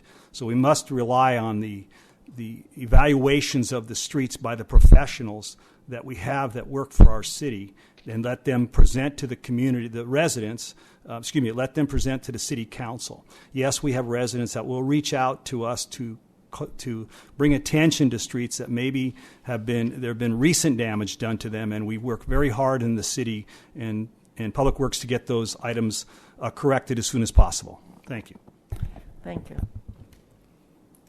Next is candidate Stone. Okay, our streets, trees, and sidewalks, along with much of our infrastructure throughout the city, are in very poor condition. We must prioritize regular maintenance and project work to maintain our infrastructure and systems. In the last few years, we've been able to do more work, including the following road projects: Euclid Avenue, Mountain Avenue, 19th Street, Baseline, portions of Foothill, 14th Street, and now 7th Street. There has also been improvement to Memorial Park, Citrus Park, and improvements coming to Magnolia, as well as the new parks in development. We also need to commit more funds to tree trimming and sidewalks repair. However, there is so much more that needs to be done. Continuing the increased maintenance and improvements is a priority for us by ensuring special funding, like the gas tax and Measure I, are used appropriately for the projects allowed, and that any grant opportunities are fully exhausted, and exploring all new opportunities for funding. Thank you. Okay, now we can go on to question 2. It'll be in the general category of public safety. And we will begin with candidate Dieter.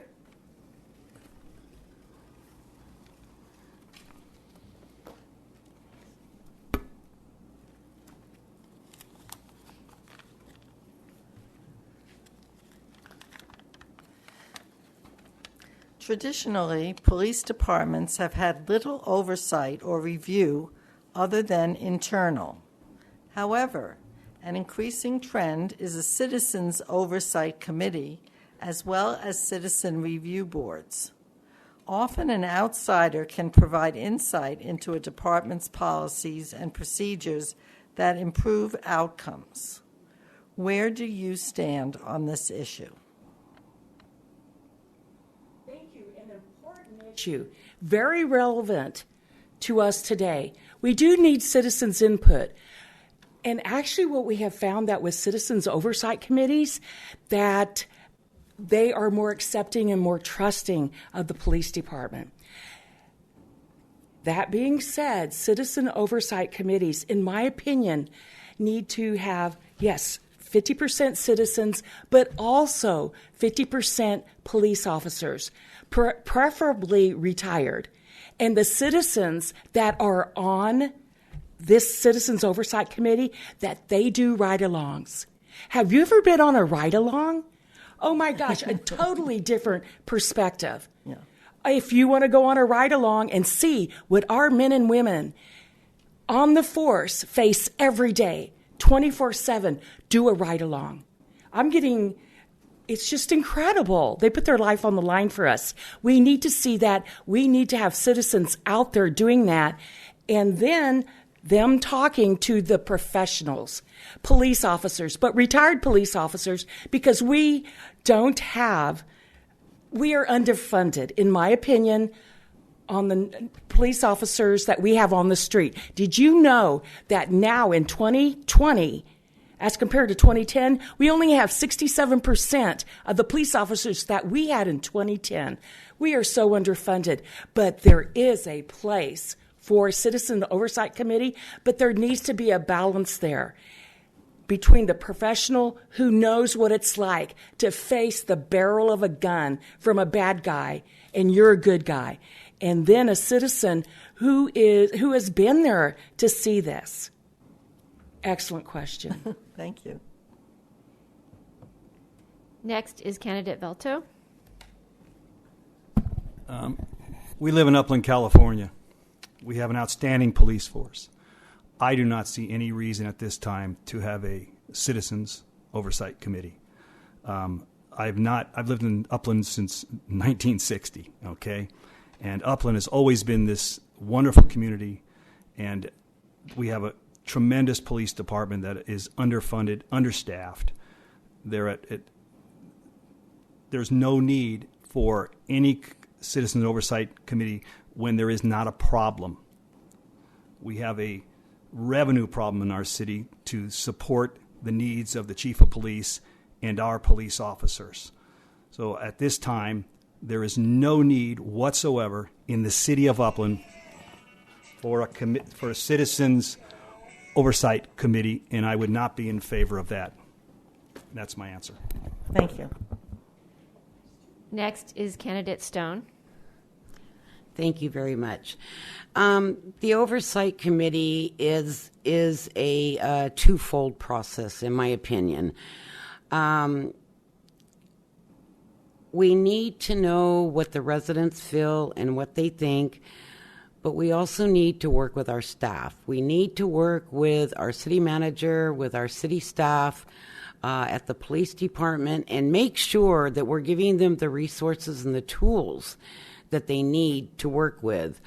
As everyone has said here on the dais, we know we're underfunded and the police department is shorthanded.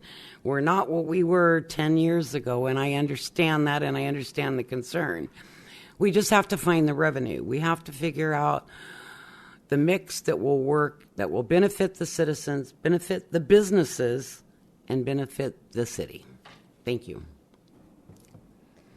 And the last response to this question will be from candidate Novikov.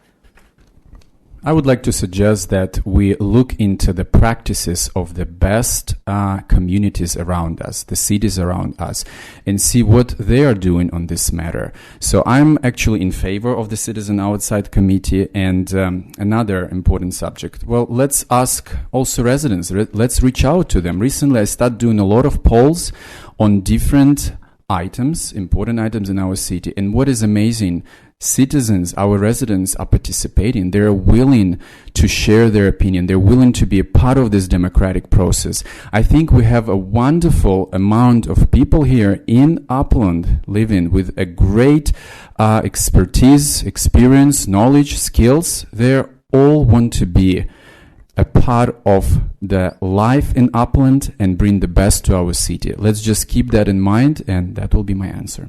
Okay, thank you. Okay, we're on to question 3. It has to do with the local ballot measures.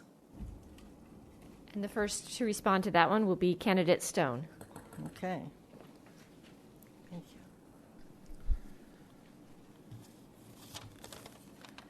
you. Upland Measure Q on the city's November 3rd ballot is the measure to allow the sale of 4.63 acres of Memorial Park to San Antonio Hospital for a medical building and or parking structure. How will you vote on this measure? Measure Q. All right. So Measure Q has been an issue, or Memorial Park has been an issue for quite a few months and quite a long time.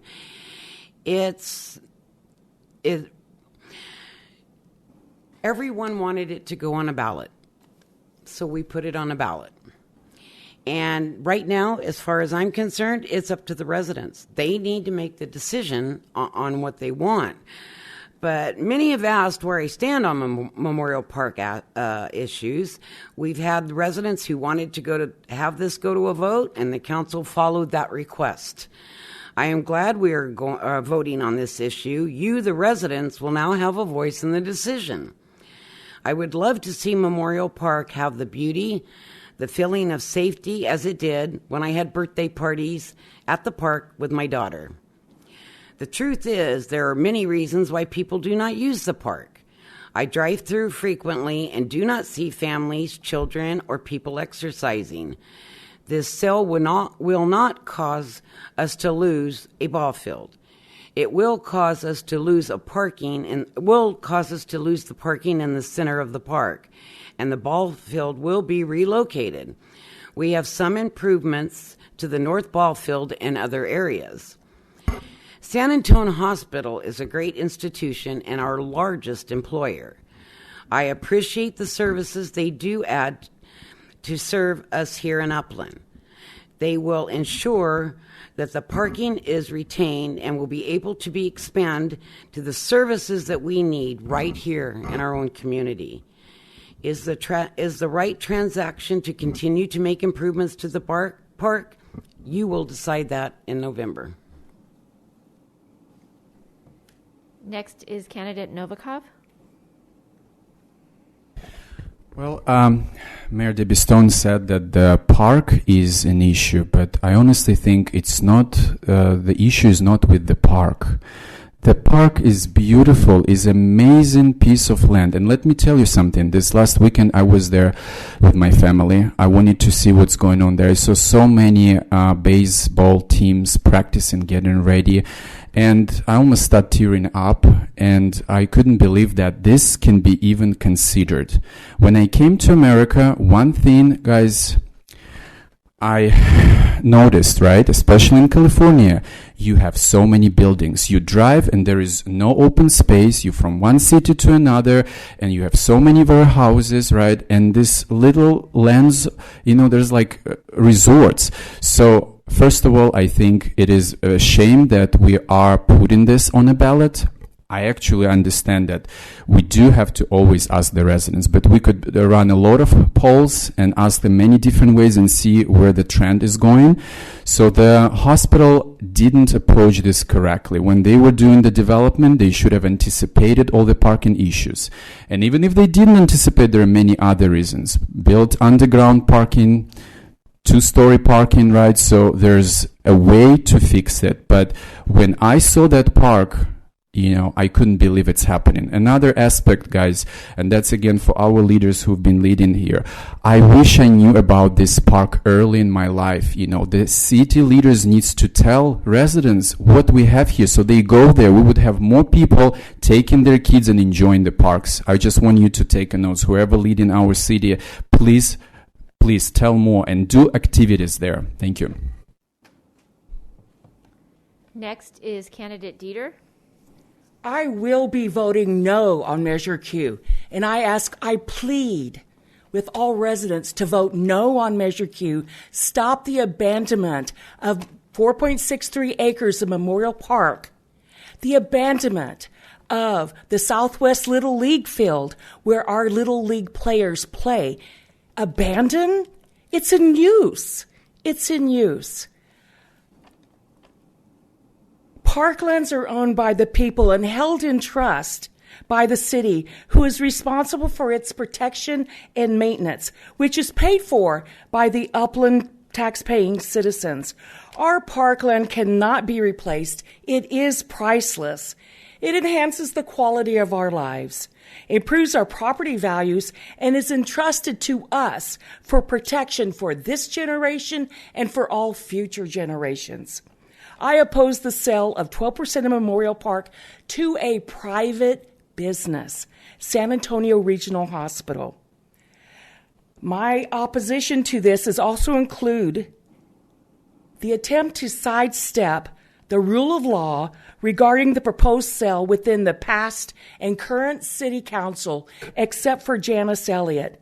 This is a land grab by the hospital, pure and simple. They have not presented any alternatives to purchasing and building their on publicly owned parkland. For example, a parking structure could be built on current property that they have. In addition, the hospital owns 10 acres, the strawberry fields over here. Candidate Stone, it is not true that the ball field will be relocated. That is not true. Why did the mayor and the public works director allow Memorial Park to get run down 5 years ago? Good question. Thank you. Next is candidate Velto.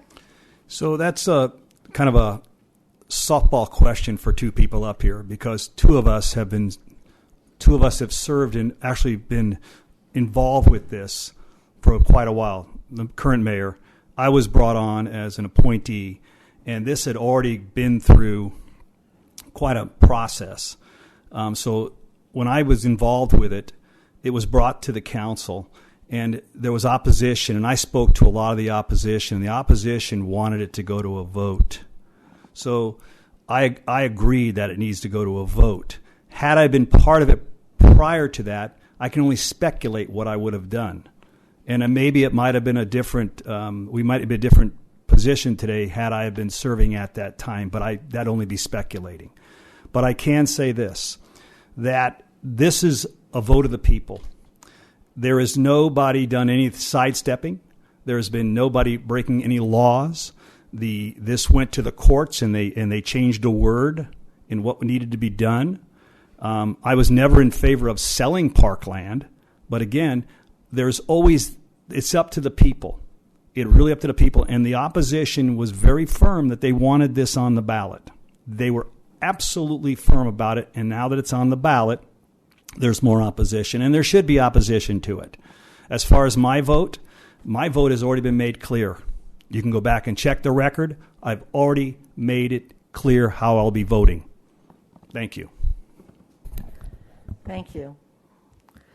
Okay, so we're on to the fourth and final question. It will deal with economic development, revenues, and finance. And the first response will come from candidate Stone.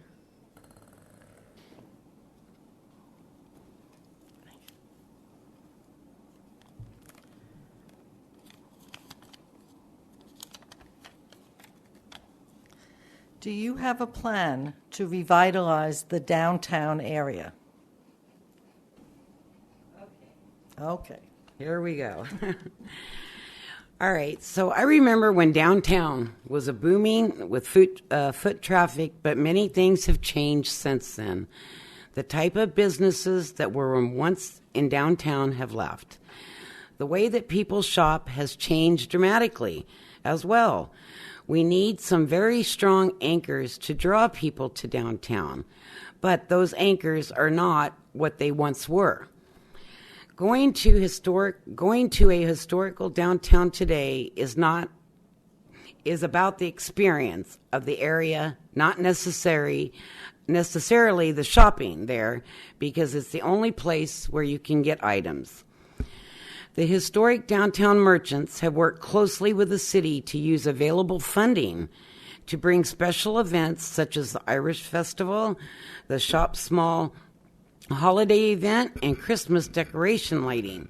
This is temporarily all on hold due to COVID-19.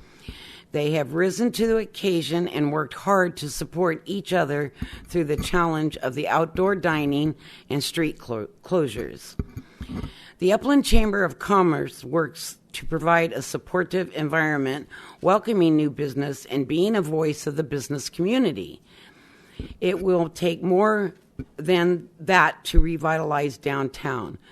We have to work on the property owners that don't live here, whose primary business is to collect rent, to get them to rent the businesses that fit into our general plan, or to sell the property to someone who does have interest in seeing the success of downtown Upland.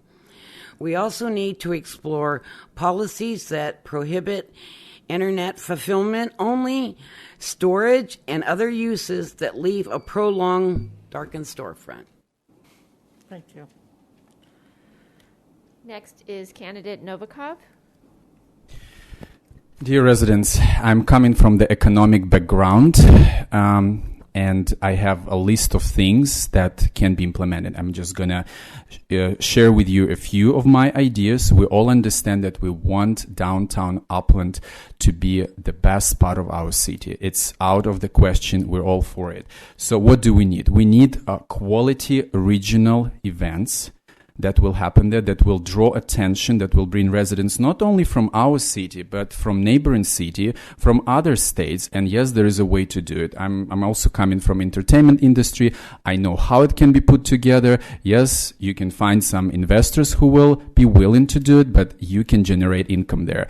Along with that, we can bring some high-end restaurants. We don't need to bring big ones, but we need some of them that people will be willing to go, and it's not a difficult thing to do. So we can do that one. Another big thing, guys, we need to bring services for youth.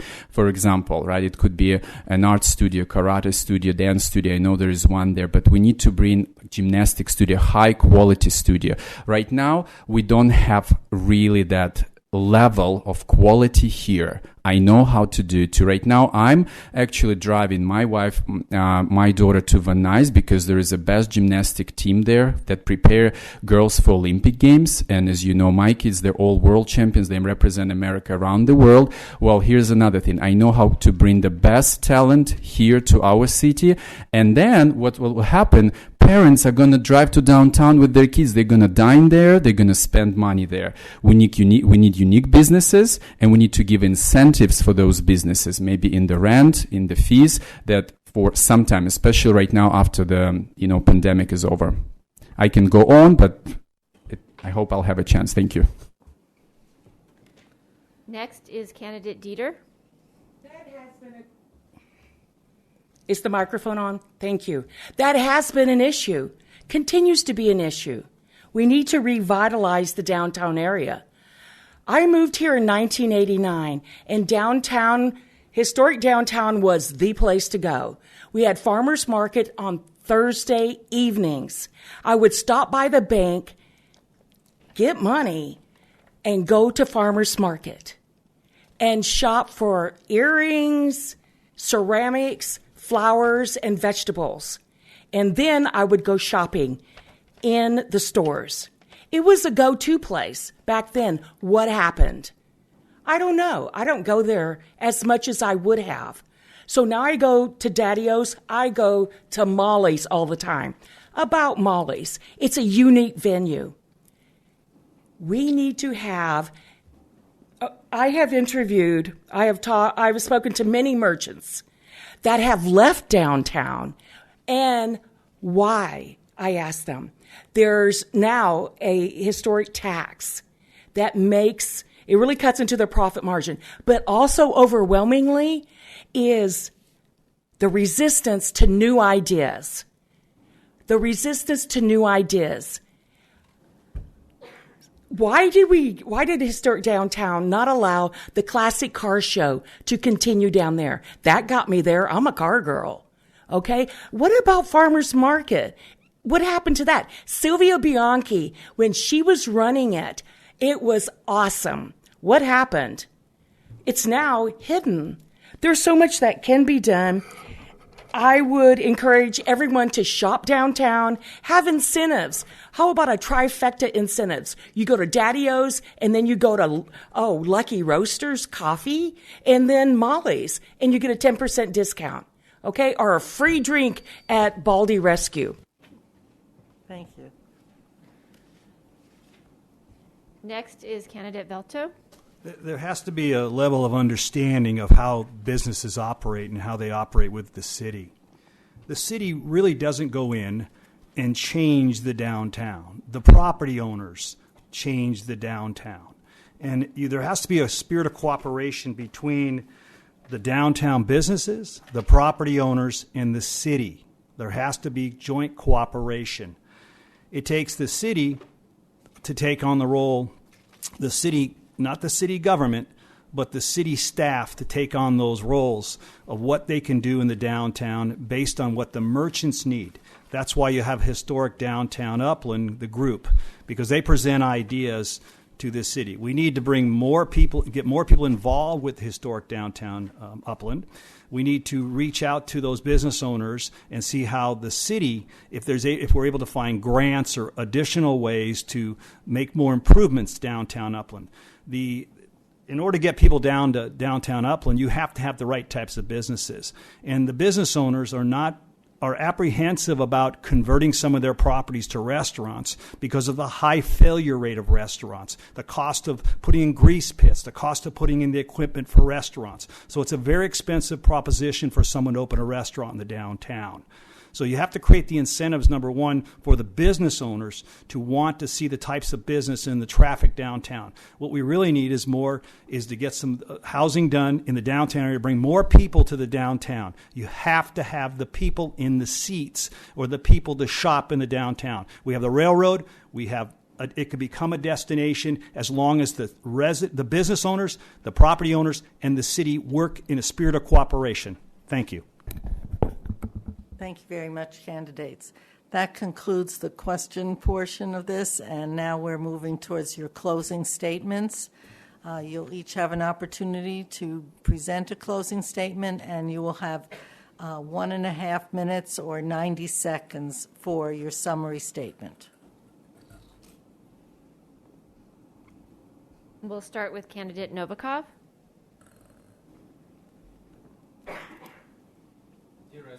We're in time of transition in our community. Although we live in the COVID time, we have opportunities to create a more livable city that meets the needs of all residents. This is the right time for the bright ideas, your ideas. But we must be smart. We need to budget well, spend within our means, while avoiding new taxes and find new sources of revenue. We must utilize technology and recognize the need for sustainability in construction and transportation.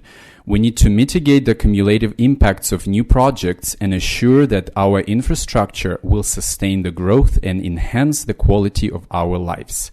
We must recognize our need for open space, recreation, parks, and maintain amenities for families from its youngest members to their seniors. As a mayor, I will stand for preserving our neighborhoods, thoughtful development, adequate funding for public safety, smart economic growth that works for existing businesses and never newer ones, directing funding for infrastructure projects and good public transportation. As a means to these ends, we need to do this in the spirit of community together. We need true citizen involvement with a decision-making process that is open and transparent. This is the right time for bright ideas. Join me in this quest by honoring me with your vote. For more information, please go to my website, novikovformayor.com. Thank you. Next is candidate Dieter.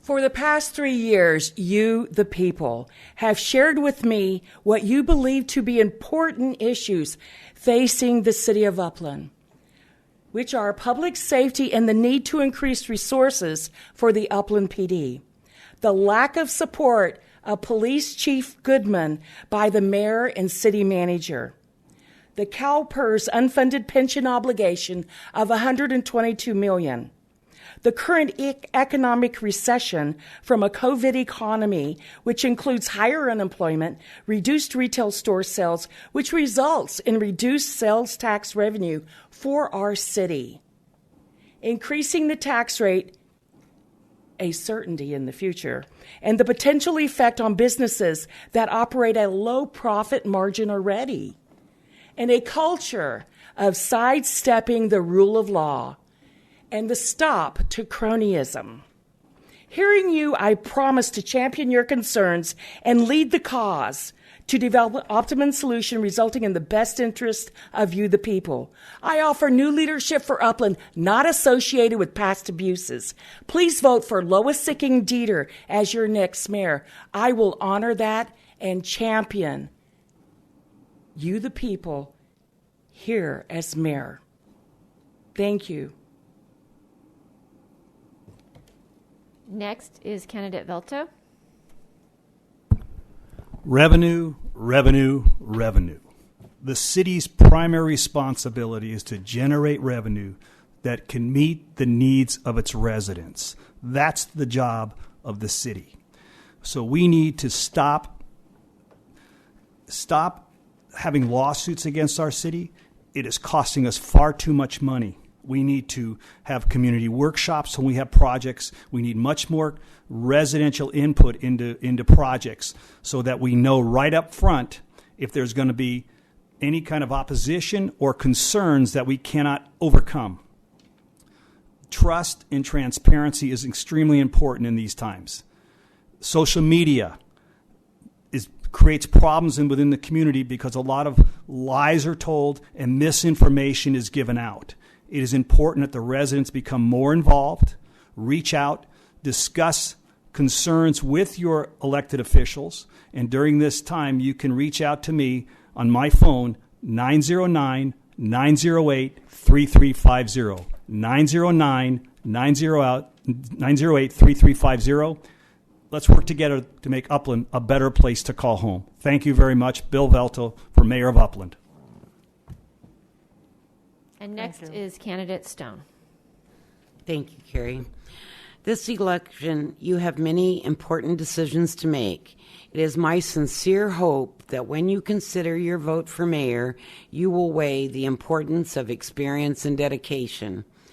There have been many things said about me that are negative and untrue. What have you heard from me? There have been no ugly attacks or negative campaigning. I have focused on the facts and the issues at hand, and I will continue to do so. My accomplishments speak for me. Shoring up our finances in the last 9 years, increasing the amount of maintenance to our infrastructure, improving our parks, focusing on attracting new businesses, and so much more. I appreciate and respect our employees and strive for fairness for them. I know how important they are to this community and would love nothing more than to keep them all here and happy. I've been a funeral director and a business manager for 34 years. In my line of work, I have one chance to provide the service that is expected of me. I have carried that philosophy to my work on the council as mayor of Upland and give you my best effort every time. Whether it's been my professional work, my volunteer service through Rotary, or my role as mayor, I'm here to serve the residents of this community. I love Upland and humbly request your vote for re-election as mayor. Thank you. Thank you so much. This concludes our forum here, final round 3. I just want to say it's been a special experience for me to moderate this kind of a forum. This is the first time I've done it, so I'd like to thank Carrie Johnson for giving me this opportunity.